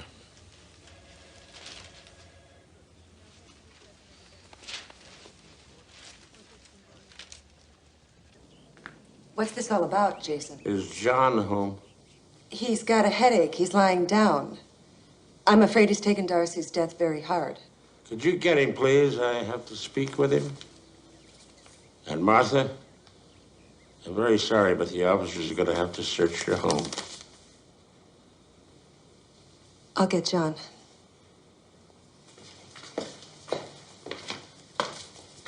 What's going on, Jason? I need to talk to you about Darcy Warren and Michelle Barlow. Of course. It might be better if we did this alone. There's something really wrong, isn't there? I'm afraid so. We've been married for over 20 years, Jason. If there's bad news to be heard, we'll hear it together. All right, boys. Were you having an affair with Darcy Warren? How dare you, Jason? Let's please. Jason's just trying to do his job. No, I was not having an affair with either of them. Then how do you explain your car being outside the motel room she rented? Jason, I want you out of my house. We could do this downtown, John. He already told you he had nothing to do with them. Martha, please. Were you having an affair with Darcy Warren? Yes. Oh, please, forgive me. Forgive you. What about Michelle Barlow?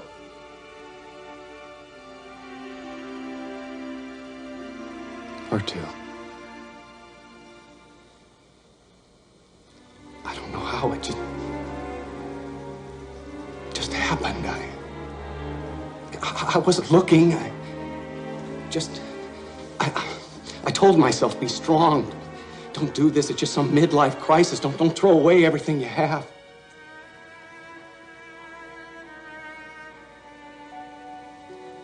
But still, I went to the motel. I won't hear this. Martha, please. Did you kill them, John? What? Did you kill those girls? No. As God is my witness, Jason, I could never hurt them. You have to believe me. I'm not a murderer.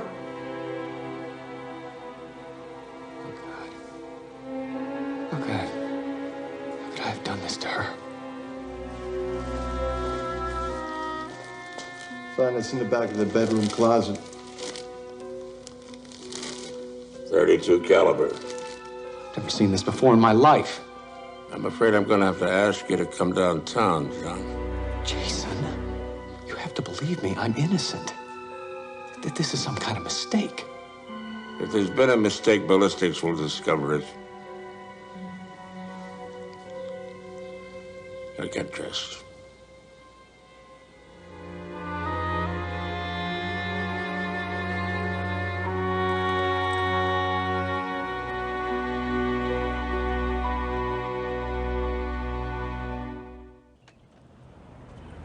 Where were you the night Darcy was killed?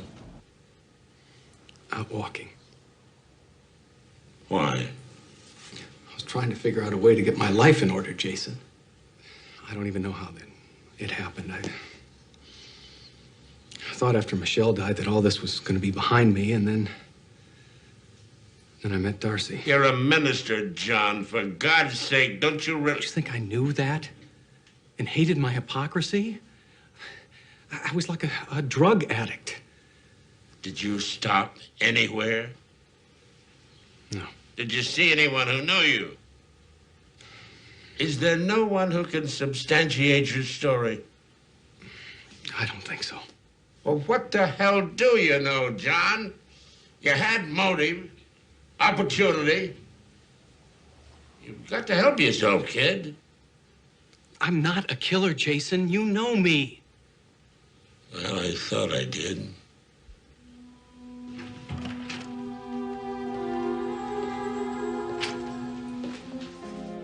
Ballistics? It's the gun that killed Darcy Warren and Michelle Barlow. So what does this mean, Jason? It means you're under arrest for the murder of Darcy Warren and Michelle Barlow.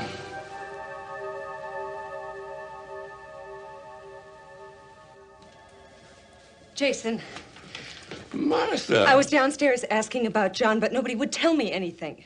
Look, why don't we go into my office and... I don't want to go into your office. I want you to tell me what's going on, and I want you to tell me now. John has been charged with murder. That's not possible. I'm sorry. You're sorry. Do you know what you've just done? If he's innocent. He's a minister charged with murder. It doesn't matter if he's innocent. I'll never forgive you, Jason. Martha. Don't touch me. Don't you ever touch me. You think you can destroy my life? He's going to need a good lawyer. If you want, I could recommend several. No. Thank you. You've done quite enough already.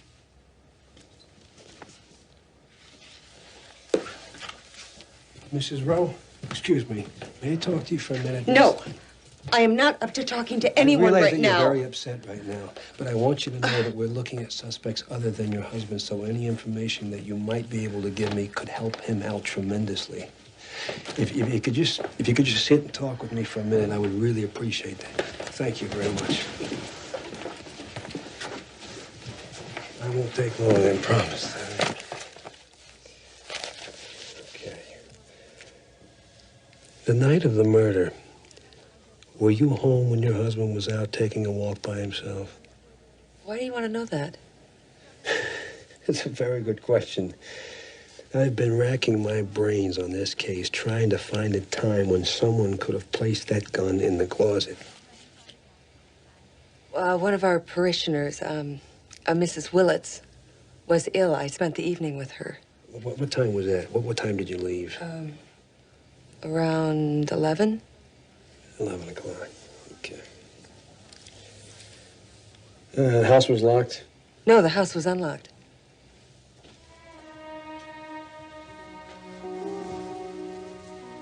You left the house unlocked? Yes.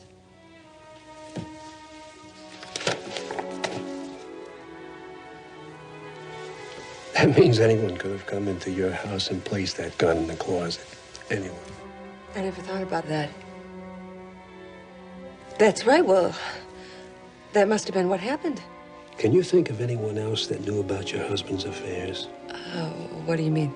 I mean, anyone else other than yourself? I didn't know about them.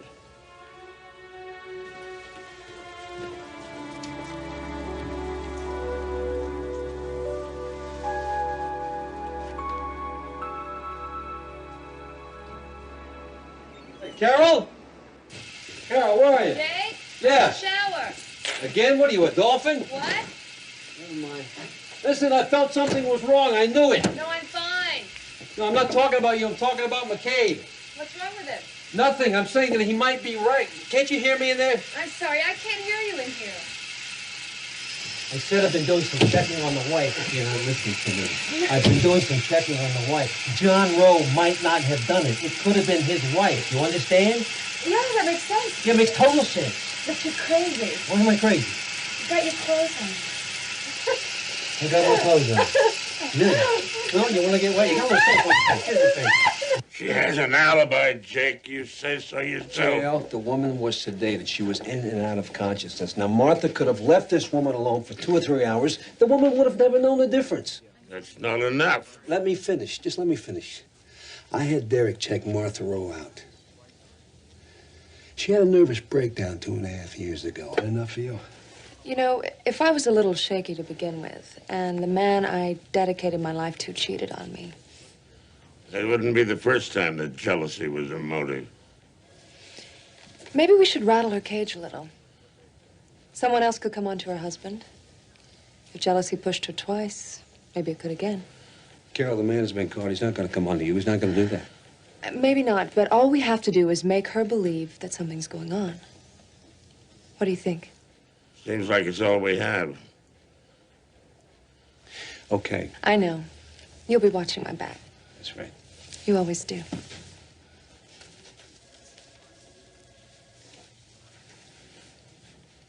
Now, that's a hell of a woman. Yeah, if you like that type. I know that I have wronged you all terribly.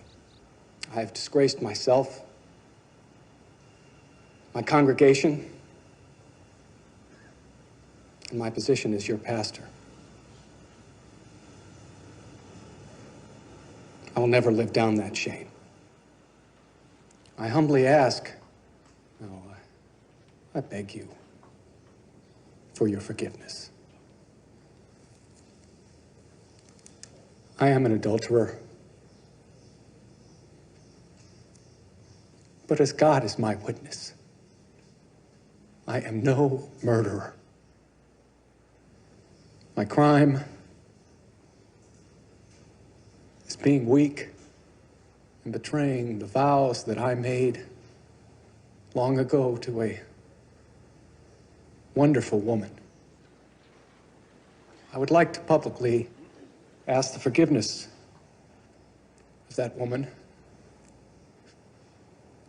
whose love I neither appreciated nor deserved. I do love you, Martha, and want nothing more than the opportunity to prove it to you.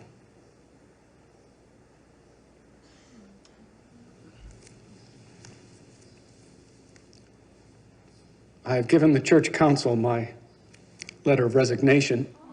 No, we don't want you to go. No, thank you. Thank you. No, I'm no longer fit to serve. I just want to say goodbye. To tell you that it's been my greatest joy and privilege to be your pastor. Thank you. God bless you. No, please stay. We forgive you. Please stay. I'm sorry, I've made up my mind. You mean so much to us. Please don't leave us. Thank you. Excuse me. Thank you. Thank you all.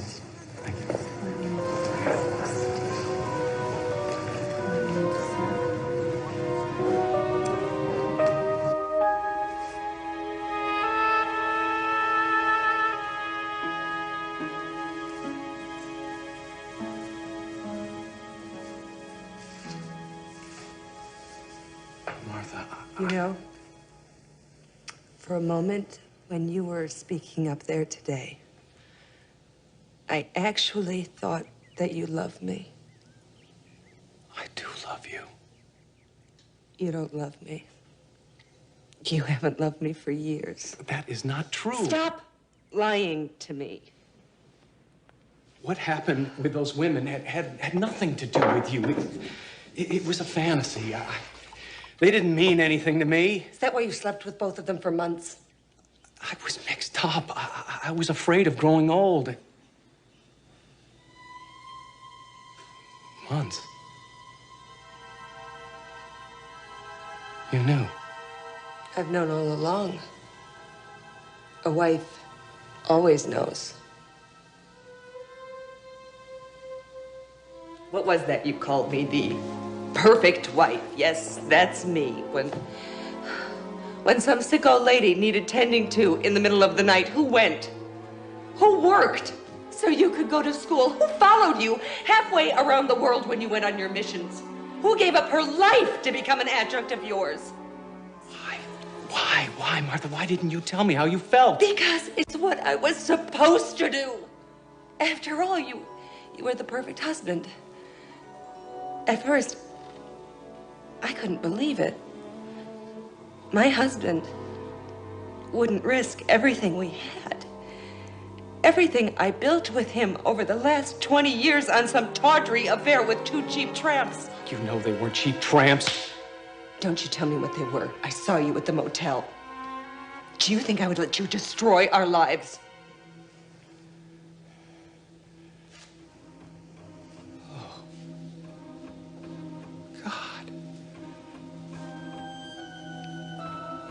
You killed them. Yes, I killed them.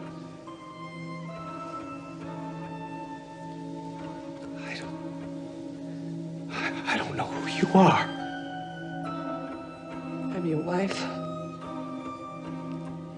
I did it for you. For us. You didn't do it for me. What are you doing? We have to tell Jason. No, put down the phone.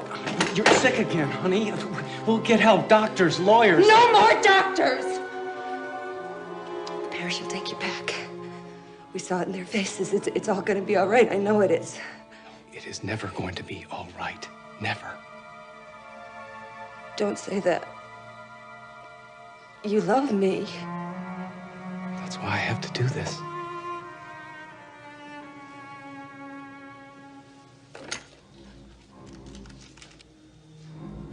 Put down the phone, John. Please. Put it down. Hello. I need to speak to District Attorney McCabe, please.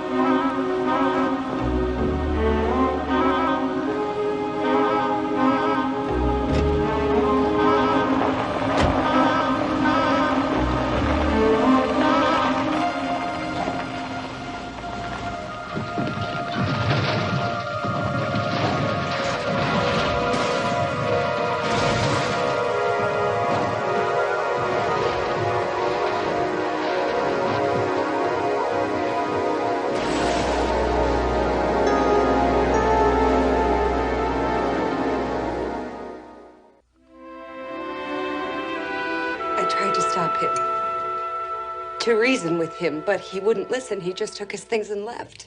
How long ago did he leave? A few hours. A few hours? I'm sorry I didn't come down sooner, but he is my husband, and I didn't know that. I couldn't bring myself to. It's all right. Do you have any idea where he went? He said that he killed those poor girls. And he was afraid to go to jail. He confessed to you? If he hadn't told me himself, I never would have believed it. Did he tell you why he killed them? He was afraid that people would learn of his affair. Afraid he'd be disgraced. I see.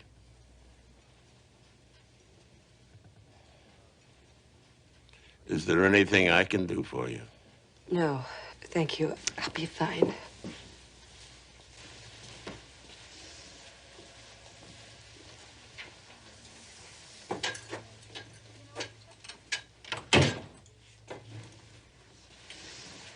What do you think?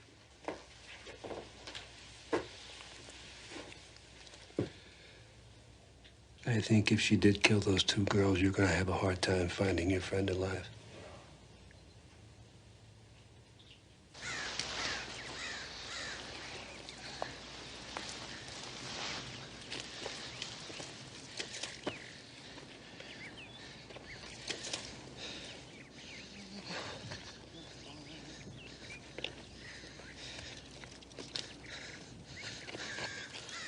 Hey, wait up!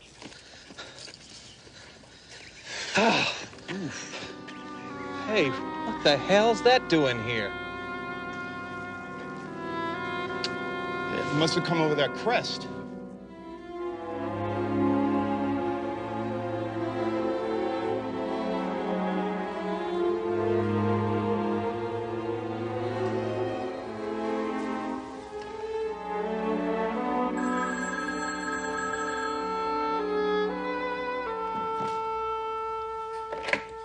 Hello. Why did you try to kill me? Who is this? John? Is that you? Answer me. Where are you? Pray for forgiveness. If this is somebody's idea of a joke, it's not funny, it's sick. I'm gonna call the police if you don't stop.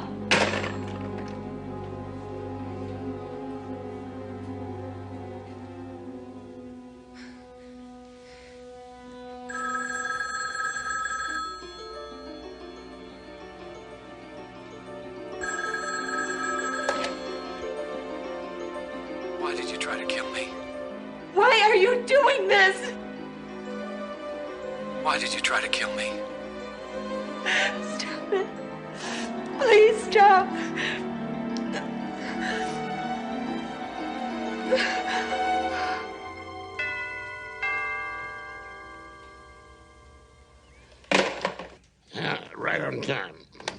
Harlow did a hell of a job editing the pastor's sermons. I'm coming!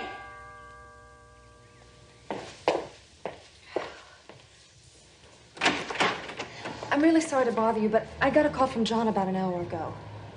What? He told me he was in a car accident. He called you? He called me from the hospital and said that he was hurt, but he was okay. I was so nervous I forgot to ask which hospital he was in. No. Look, I know this is awkward for you. It's impossible.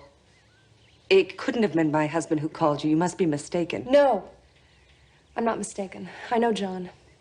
I take his Bible class. He's really meant a lot to me. Get out. I need to find out. I want you out of my house now.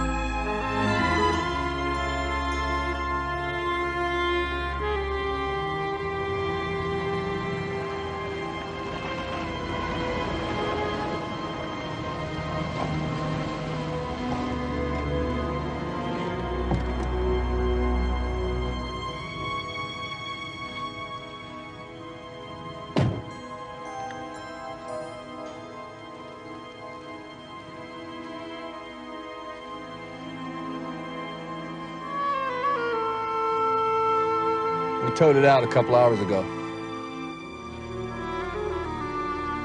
You towed what out? Your husband's car?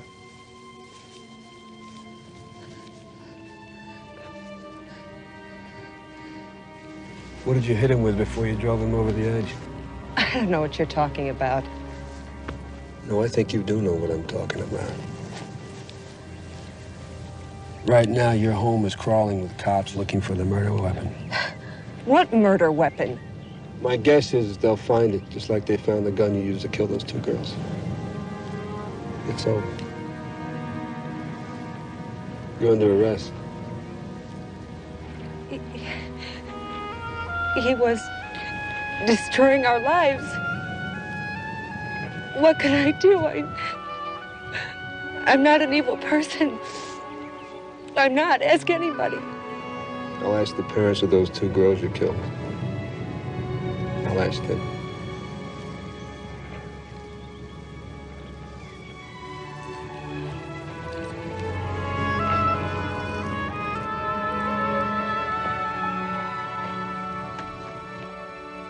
Okay. Thank you, Jim. I was Martha Rowe's attorney. She's cooperating completely. Good. So how are you? You okay? No. But I'll get over it. You did a good job, both of you. Now, why don't you get out of here so I can get my work done, huh? Okay.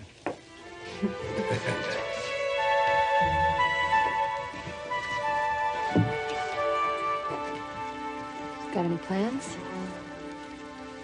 Thought I'd go home and take a shower. With or without clothes? It's totally up to you.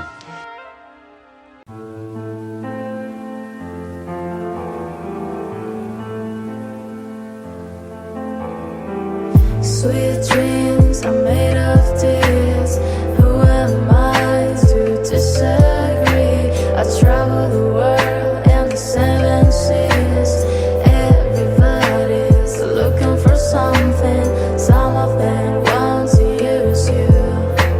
Some of them want to get used by you. Some of them want to abuse you. Some of them want to be abused.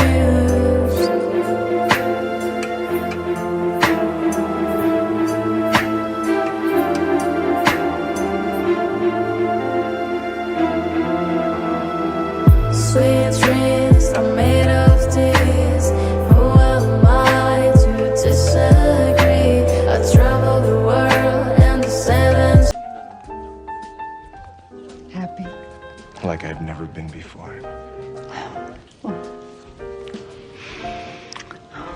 Well, what was that for?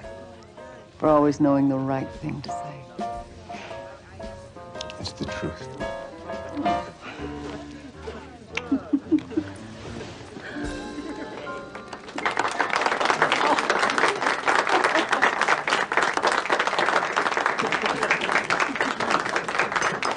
Attention, everyone. I'd like to propose a toast. To my Aunt Ellen and her husband Todd on their first wedding anniversary. I drink to their health, their happiness, and to the love they so obviously share.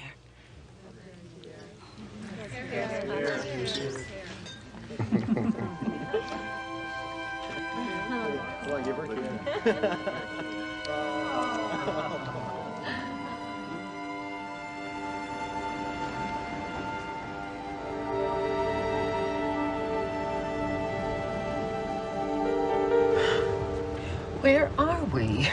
Are we lost? It's a shortcut.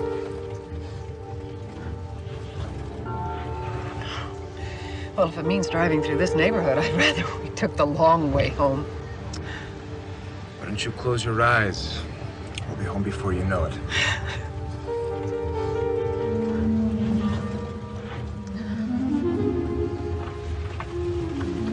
What's the matter? I felt something in the steering.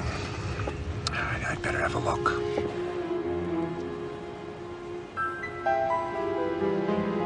Well, don't you think we should find a gas station?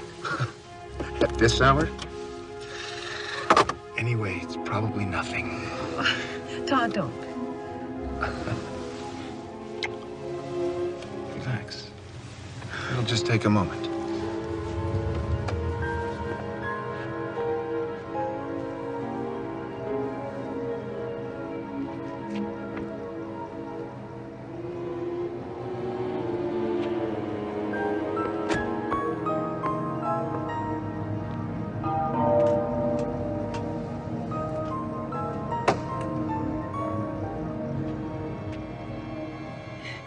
This place scares me. If I can drive at all, let's go.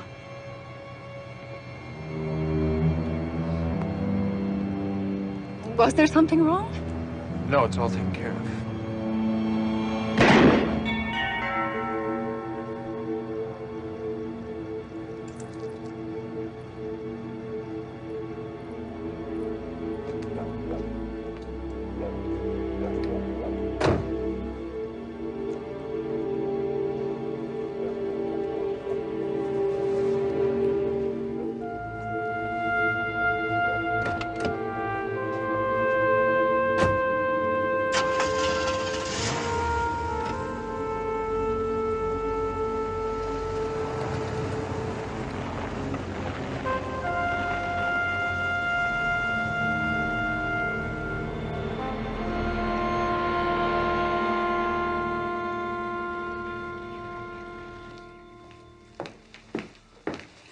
Detective Morgan to see you, Mr. Curtin. Homicide. Thank you, Lydia. Detective. I'm very sorry about your wife, sir. Thank you. If only I hadn't taken that turn. If only I'd been paying attention. I know this is hard, but could you tell me again what happened? The report last night's just a little vague.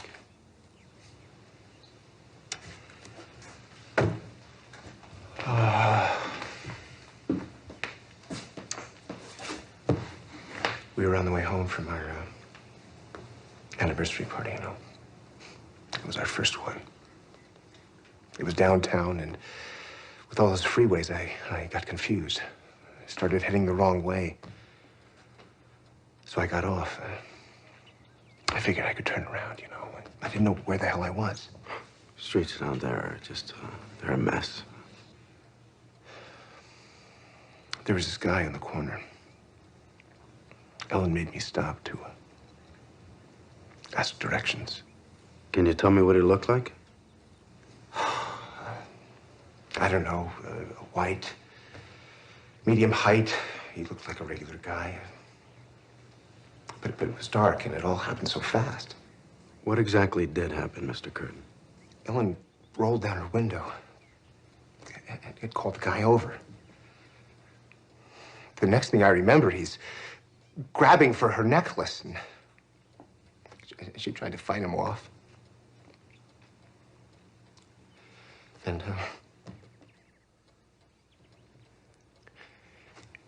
he shot her.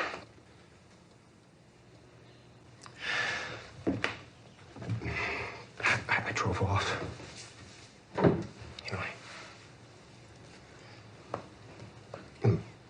And by the time I got to the hospital, she was,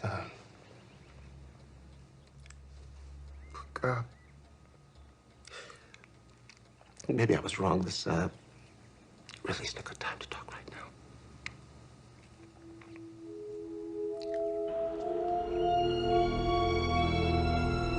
How do we look?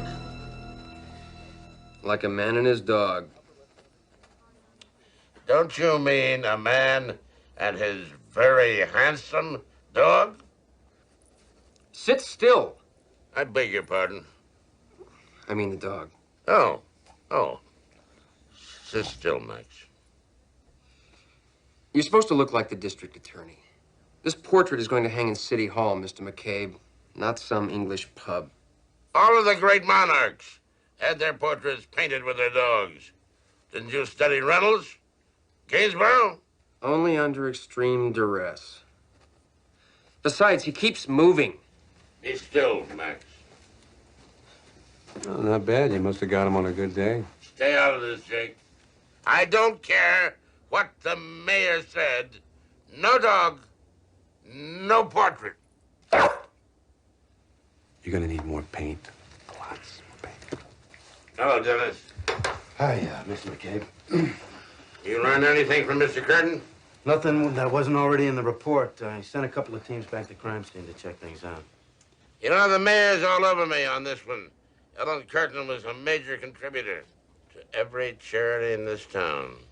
You know, I was looking at the files. You know, there's one thing that doesn't make sense to me. What's that? Here's a woman with $200,000 worth of sapphires around her neck, okay?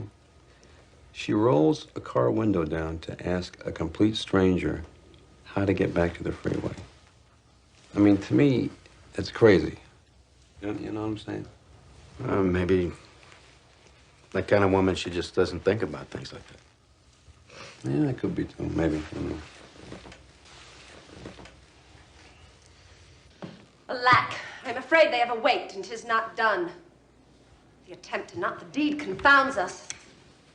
Hark, I laid their daggers ready. He could not have missed them. Had he not resembled my father as he slept, I'd have done it. I have done the deed. Didst thou not hear a noise? I heard the owls scream and the crickets cry. Did not you speak? This is a sorry sight. A foolish thought to say, a sorry sight. There's one did laugh in sleep, and one cried murder. It's much better, much better. Thanks. Meredith, really starting to bleed. Let's take 5 and we do it again. All right. Excuse me, Meredith? Meredith, fill me? Yes. My name is Jake Stiles. I'm with the DA's office. This is Dennis Morgan. He's with homicide. Right, I got the message you'd be down. Well, you guys are in luck. His nibs doesn't need me right now. Oh, I see. By the way, is that Macbeth that you're doing? Very good. Except actors never refer to it as Macbeth. Why is that? We like to call it the Scottish play. Superstition. They think it brings bad luck. Oh, keep that in mind, huh? Definitely. What am I doing prattling on about Shakespeare? I've come here to talk about my Aunt Anne. Still can't believe she's gone. Poor Todd. I went by the funeral parlor this morning and he looked just awful. What can you tell us about that? Well, to be truthful, I was a bit suspicious when my aunt first introduced me to him. Why is that? Well, there's the age difference for one thing. Right. Not to mention the difference in their bank accounts. It was like some bad novel. But then I saw them together. Saw how much happiness he brought into her life. She really loved him, Mr. Stiles. And he loved her. I I heard she was changing her will. Is that true? She was planning on leaving most of her money to charity, but recently decided to let Todd be in charge of her estate. Huh. Why are you asking me all this? You don't think Todd had anything to do with her death. They were robbed. That's what we heard, huh? Don't mean to interrupt, Meredith, but we're ready when you are. Okay. What more can I tell you? Well, listen, I appreciate your time. Oh, by the way, if there's anything else that you can think of you'd like to talk to us about, you can reach either one of us at this number. Thank you. And for me personally, I thought you were very believable up here. Very believable. You're welcome. Thank you.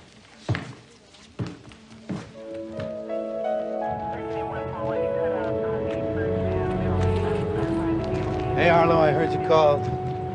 Last night, more than once, too. I thought this was a rush. I'm sorry, man. It was my wife's and my anniversary, 7 years, so I canceled on that. It would have been my last. Well, I canceled a hot date with a morgue attendant. Now, she's probably going to dump me for that geek in forensics. Surprised like you? No way. So what do you got for me? Have a seat. Right there, driver's side.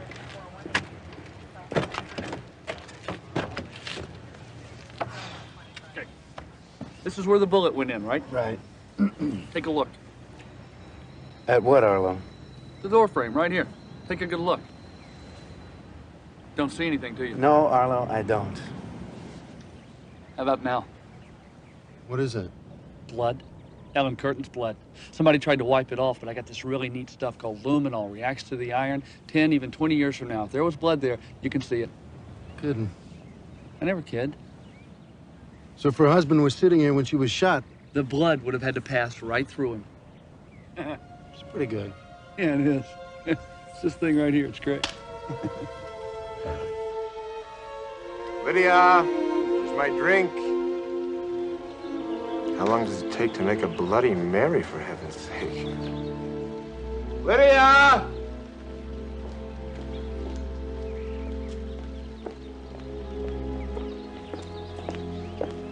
How many times do I have to call you? Hi, Mr. Curtin. Detective Morgan. And who might this be? My name's Derek Mitchell. I'm from the DA's office. So? I'm afraid your Bloody Mary's gonna have to wait, Mr. Curtin. And why is that? You're under arrest for the murder of your wife.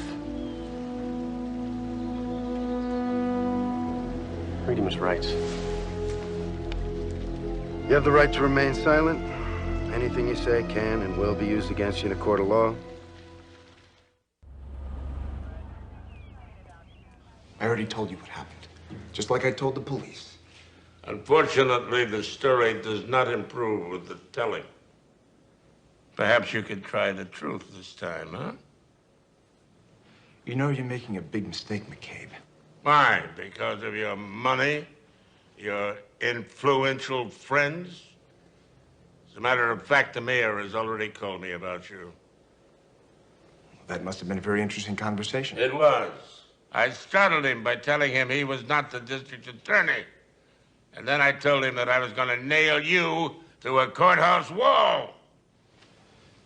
Don't try to bully me, McCabe. I'm not some common criminal. No. No, you're not. You're much worse than that. You killed your wife for money.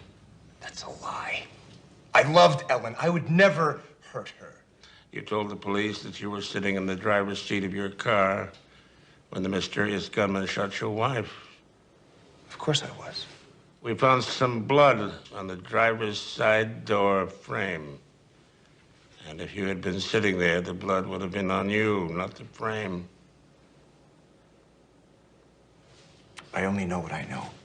Perhaps then you can explain why a Mercedes just like yours was seen cruising the area where the murder took place 3 days before it happened. You had this all planned, didn't you? Absolutely not. And there must be hundreds of cars like mine in this city. I'm sure there are, yes. But only one is registered to the man with the motive for murdering Ellen Curtin.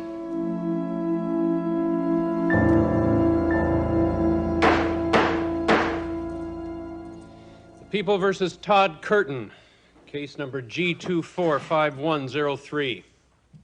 Franklin Patterson for the defense, Your Honor. Defendant is present and waives further reading of his rights and reading of the indictment. Pleads not guilty and requests a jury trial. Bail, Mr. McCabe. Your Honor, the defendant is a man of great wealth who regularly travels all over the world. He owns a home in the south of France, and we feel that there is a serious risk of flight here. The prosecution asks that bail be set in the amount of $1 million. If I may, Your Honor, my client has lived and worked in this community since he was 20. His efforts on behalf of the poor and the homeless are a matter of record. He has never been convicted or even accused of a crime. It is true, as Mr. McCabe says, my client is a very rich man, but I don't think he should be punished for that. Neither do I. Bail is set at $50,000. This court is in recess. Good to see you, J.L. Always a pleasure, sir. Mr. Curtin's spending his wife's money well. I hear Patterson gets about $100,000 just to show up. Yeah, well, he's worth it. They're right here. Section 20. Well, I just wanted to be there. Thanks for showing me the way. Sure. Meredith. Could I have a word with you, maybe? Hey. How could you? What are you doing? Calm down, calm down. Aunt Ellen loved you. She trusted you, and you killed her. Counselor, get your client. You're a little disturbed at this point. I hate you. Hey. Calm down. He killed my aunt. We'll prove that, I promise you, okay? But he's a murderer. Look, we will prove that, but you can't make a scene. It does not help things. Now, calm down. Calm down. I'm sorry. It's all right. I know you. You okay? Yes. All right. Come on. I'll get you a cup of coffee. I need one. If only I had trusted my first instincts about Todd. Aunt Ellen might still be alive today. Think you're, being a little tough on yourself? No, I don't think so. She was everything to me, Mr. Stiles. When my parents died, it was Aunt Ellen who took me in. She treated me like her own daughter. She put me through school and encouraged me to pursue my acting career. She took care of me. I should have taken care of her. I just wish there was something I could do. You know something? There's a lot you can do. The most important thing is try to stay calm. Keep your cool. And you let McCabe do his job. That's what you can do. I'll try. I know you will. How much longer is this gonna take? I got work to do. On the Curtin case? What do you know about that? Oh, I hear things. Though if you ask me, the case is so highly circumstantial as to be virtually without merit. I didn't ask you, as I recall. And anyway, what do you know about the law? Law's my life. I would have pursued it professionally, but my family wouldn't hear of it. They wanted me to be an artist. Said it was more respectable. Sorry to interrupt, Mr. McCabe, but we need to talk. It's about the Curtin case. I hope you found something. You need it. It seems our friend Victor here is something of an armchair attorney. Go on, Derek. Yeah, don't mind me. Unfortunately, no one's found anything. We have no witnesses, no more physical evidence. Yeah, like I said, you're in trouble. You know, it sounds a lot like the People versus Dorfberg, Chicago. Prosecuting attorney Do you mind? Just trying to save the taxpayers a little money. The taxpayers will get their money's worth, I assure you. Mr. Curtin not only has a multi-million-dollar motive, there are serious inconsistencies in his story. His car was seen cruising that area 3 nights before the murder. Okay, you got a shot, but I still say it's a long one. All right, that's it. That's it. Get out. You've had it. I said get out. O-U-T. Out now. You're a grade teenager. That's what you are. At this rate, this will take longer than the Sistine Chapel. Ah.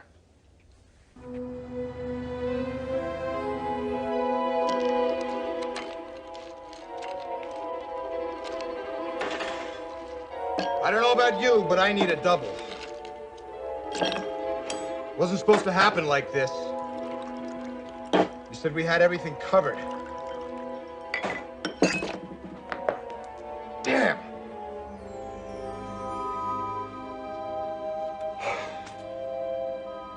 What are you doing? Think of it as a welcome home present. No offense, darling, but being up on a murder charge doesn't exactly put me in the mood. You've got to learn how to relax. Relax? Yes. You don't know what it's been like for me the past few days. I told you I've got everything taken care of. How? It's better if you don't know.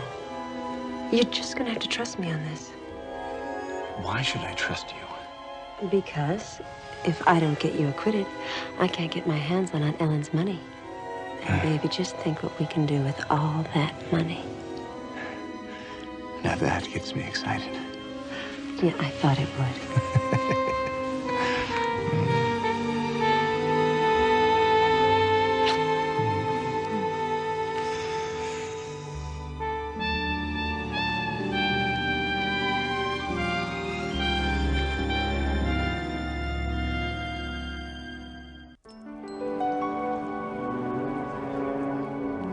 Yes, what is it, Dennis? Something you guys ought to hear. Yeah? Meredith, you're on with Mr. McCabe now. Will you tell him what you just told me? Mr. McCabe, Todd really did it. He killed my aunt. He took her down there and he tried to... Calm down, Miss Toomey, please. I'm sorry. I'm sorry. I'm sorry. It's quite all right. How do you know he killed her? Because I'm at her house. And I found something. The prosecution calls Meredith Toomey. Now, Miss Toomey, let's just talk about yesterday afternoon, okay? Will you please tell the folks what you were doing? I was at my aunt's house picking up a few things. And by your aunt, you mean the deceased Ellen Curtin, is that correct?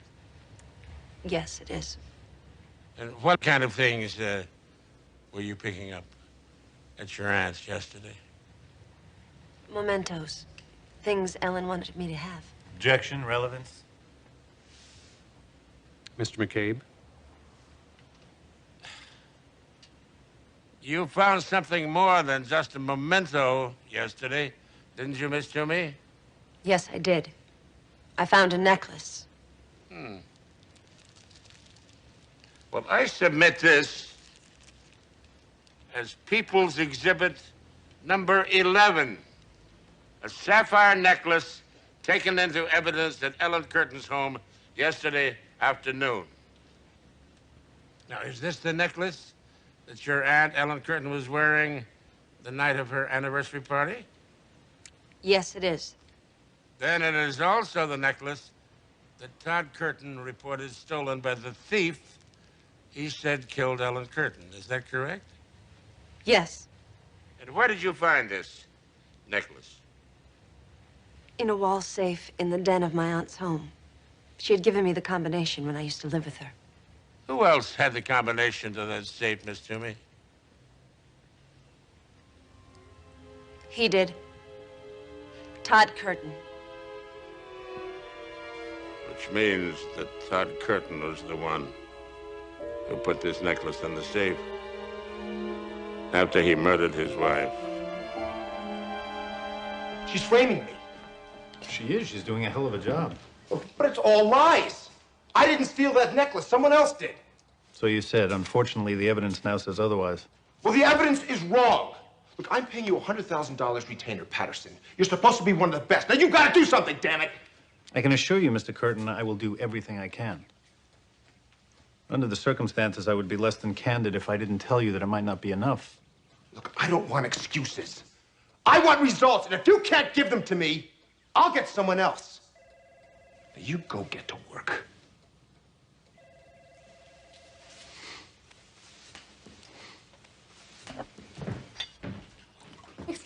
Patterson telephone. Your office thought you would want them to connect you. Thank you.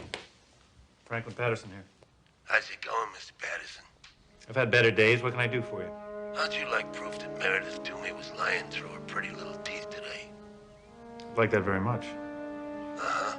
I thought you would. Listen up.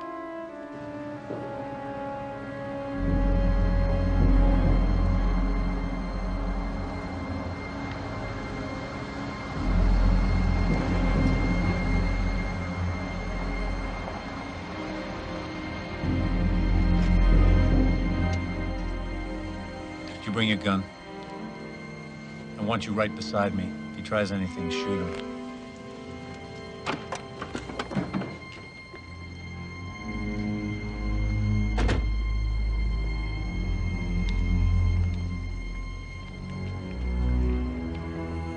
Stop right there. You and me, we're never gonna see each other. Who's the goon? My driver, I hope you don't mind. Not if you brought the money. $250,000. Put the briefcase on the ground.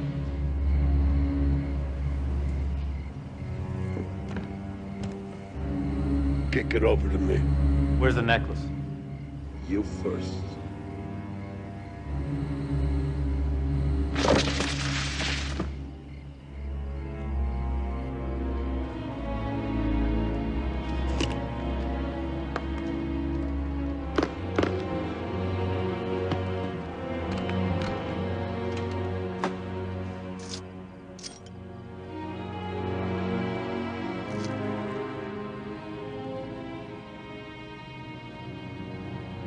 Look familiar? Where'd you get this?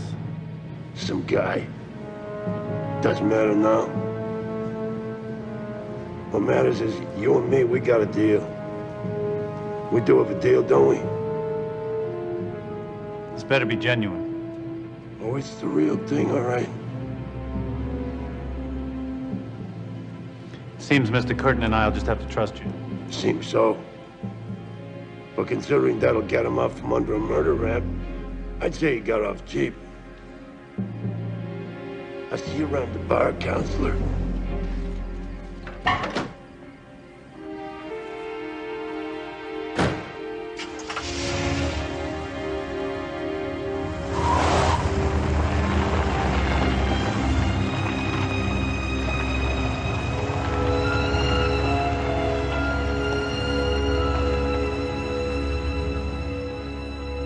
Miss Toomey, you've testified that this necklace belonged to the decedent, is that correct? Yes, And you say you found it while you were in your late aunt's den? that's right.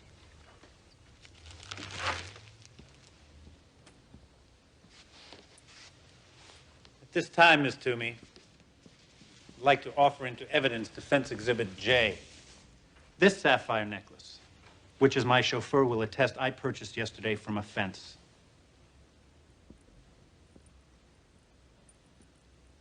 You recognize it? It looks like my aunt's. It is your aunt's. And this, Miss Toomey, is Mr. Harold Stern of the jewelry firm of Weber and Stern. Mr. Stern is prepared to testify that he made this necklace and sold it to Ellen Curtin. That means that the necklace you produced in this courtroom is a fake, isn't it?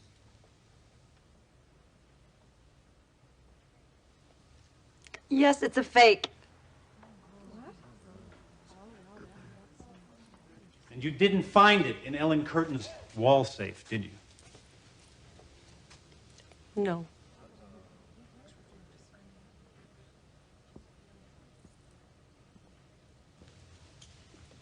Miss Toomey, I prefer to believe that you perjured yourself in this courtroom out of love for your aunt and an honest desire to see her murderer punished. You do believe that Todd Curtin killed her, don't you? Yes. And you wanted to see him convicted. So you decided to help because you knew Mr. McCabe's case was a little shaky at best. You had a duplicate made of this necklace, and you used it to frame Todd Curtin for murder, didn't you? He killed my aunt. There's no proof of that. That's why you made the whole thing up.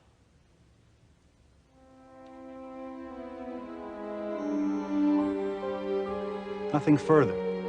This court is adjourned until 10 a.m. tomorrow. I hate to tell you this, Mr. McCabe, but there are people in this building betting good money. This case is history. Why? Just because the witness I was anchoring my whole case on self-destructed? Yeah, something like that. I hear Patterson's moving for a dismissal. You think he'll get it? Over my dead body. I don't care if her testimony has poisoned the jury against us. The man's guilty, and I'll be damned if I'm gonna let him walk away without a fight. Oh, incidentally, what's the morning line? 2-1 against you. How did you wager, young man? Well, the way I look at it, you're a veteran. You're at home, been in these pressure situations before. I look for you to squeak by an OT. How? Beats the hell out of me.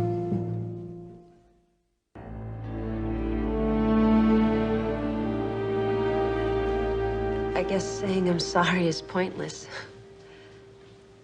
Am I going to jail? Perjury is a serious offense, Miss Toomey. I don't think I could handle prison. You may not have to find out. You make it sound like I have a choice. You do. All I need from you is a little cooperation. Well, what more is there to add except that I'm a fool for letting my hatred for Todd blur my vision and get me into this mess? Well, for starters, you could tell me how you made the duplicate of your aunt's necklace.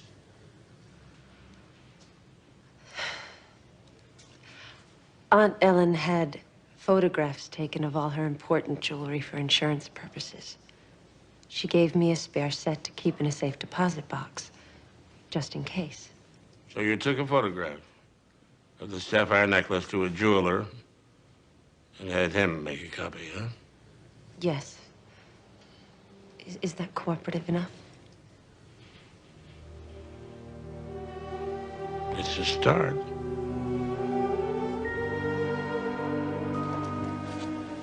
Hey. I got the insurance photo. Thank you. That's Ellen Curtin's sapphire necklace. Mm-hmm. That picture was taken about 2 years ago. Mm-hmm. This necklace, this is the one that Meredith had made, using that necklace in the photograph as a copy.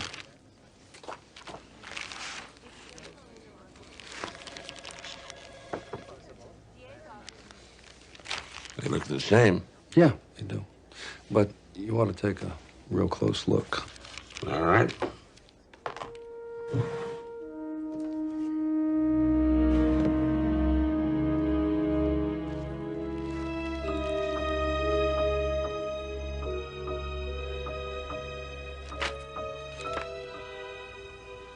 We've been set up, Jake. Damn right we have. Mr. Patterson, Detective Morgan, homicide. We need to talk. Nothing would give me greater pleasure, Detective. Unfortunately, I'm late for court. Mr. Patterson, just tell me where you got that second necklace and we're done. The real necklace and how it came into my possession is privileged information. The hell it is. Look, you can either tell me now or you can tell McCabe on the stand. It's up to you. We met a man by a freeway. He claimed to be some kind of fence, said he was having trouble selling the necklace. He offered it to me at a fair price, and I accepted. You get a look at him? No. He stood in the shadows the whole time. We made the exchange, and he drove off. Well, what kind of car? Old, domestic, nothing I would recognize. I tried to get a look at his license plate as he drove off, but he covered it over with old tape. The only thing I could see was a tattered bumper sticker. Bumper sticker? Quite strange under the circumstances. It said, Rosencrantz lives.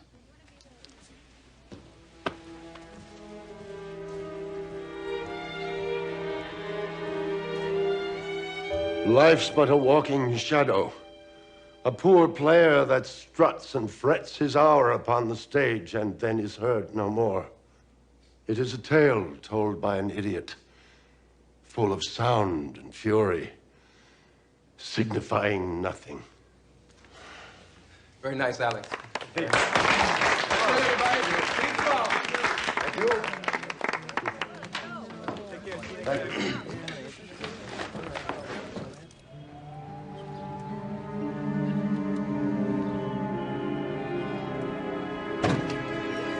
Somewhere else, Laura. Hey, you take it here.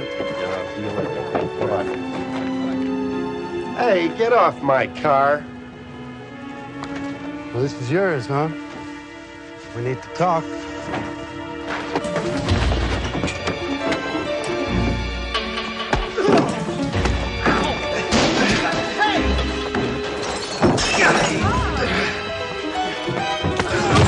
Don't hit me in the face, man. I'm an actor. I was only doing her a favor. Some favor. Obstruction of justice. Man, Shakespeare, check off the class. Come on, get up.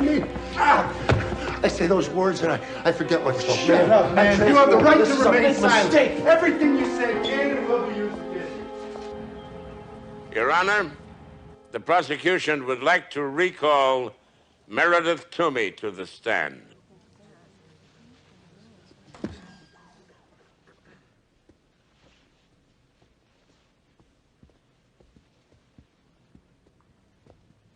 I remind you, Miss Toomey, you are still under oath. In your prior testimony, you were not truthful with this court. You will now tell the truth. Proceed, Mr. McCabe. Miss Toomey, you testified that you had a duplicate made of your aunt's necklace because you wanted to help convict Todd Curtin of murder. Is that correct? I'm not very proud of that fact, but yes, it's true. Only half of it's true, I'm afraid, my dear. I believe you had the duplicate made, not because you hated the defendant, but because you and Todd Curtin are lovers. The two of you plotted the murder of your aunt from the very beginning, didn't you? That's absurd. If I was in love with Todd, why would I go through the trouble of having the necklace made? Why would I testify against him? Objection, Your Honor. The witness is questioning the prosecutor. Overruled. Oh, I don't mind, because I have the answer. You had already arranged for the real necklace's surface. You blackmailed an actor friend of yours so that he would play a fence, didn't you? No. He provided the defense with the real necklace so that you would be a discredited witness. You knew the prosecution's case would be tainted in the eyes of the jury. And your lover, Todd Curtin, would go free. And then the two of you would proceed to spend your aunt's fortune. Objection, Your Honor. This is wild speculation. I never speculate about murder. Overruled. Proceed. Thank you. This is the duplicate necklace you had made, and this is the real necklace, identified by the man who made it. I would like for you to examine both of them, if you will, and tell me, are they the same?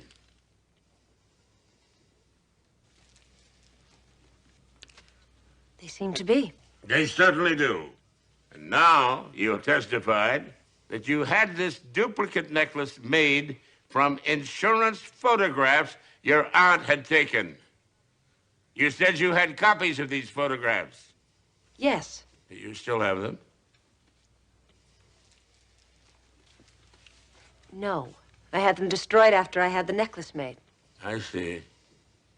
Yesterday, the insurance company finally dug up their photographs of the necklace and gave them to me. Thank you.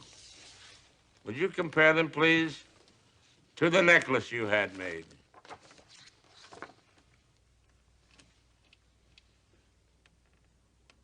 They appear to be the same. Look more closely, particularly at the bottom of the necklace.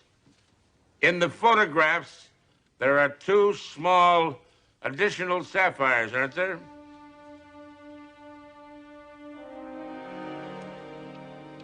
I don't see what this has to do with me.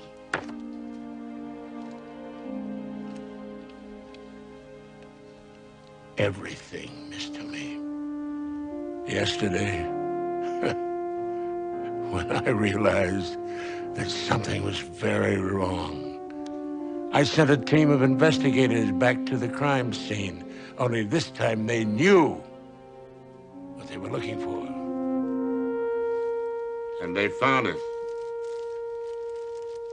These sapphires in a storm drain You didn't make a copy from the insurance photographs, did you? You made it from the original necklace, which Todd Curtin, your accomplice, gave to you after he tore it from his loving wife's neck and killed her in cold blood. No, that's a lie. Then why is your necklace missing the additional sapphires, Miss Toomey?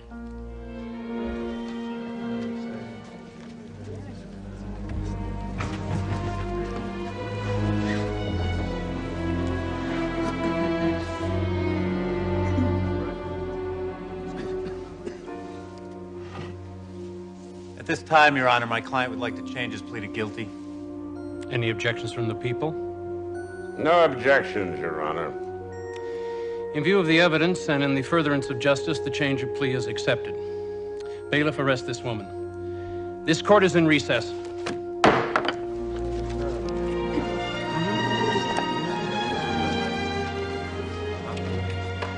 You should confine your acting to the stage, Miss Toomey.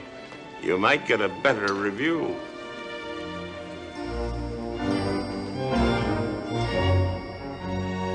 Come on in, boys. I've been waiting for this one, huh?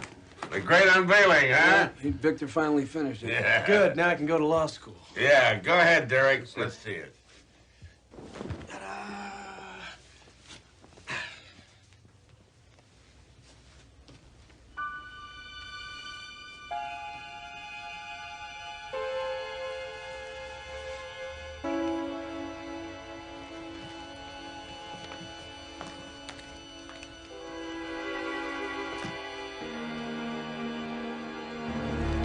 What the hell is that? It's modern art. That's what they call it. Yeah, it is non-traditional. Yeah. I think what the artist is trying to do is kind of make a Dadaist statement, you know, programmatically. I'll tell you what it is. It's garbage. Let's go to Max. Victor did this to spite me. I know that. I wish he would go to law school. Then maybe I would see him in court. No, wait a minute. You know, I'm just looking here. What? You know, if you get an angle on it, it's not that bad. I mean, I kind of like it. Yeah. If you just look at it from an angle. The way the smoke kind of plays around your Yeah. face. You know? Yeah. So you gotta get the angle, see? I mean, it's not that bad, really. Really? Yeah, I mean, I like it.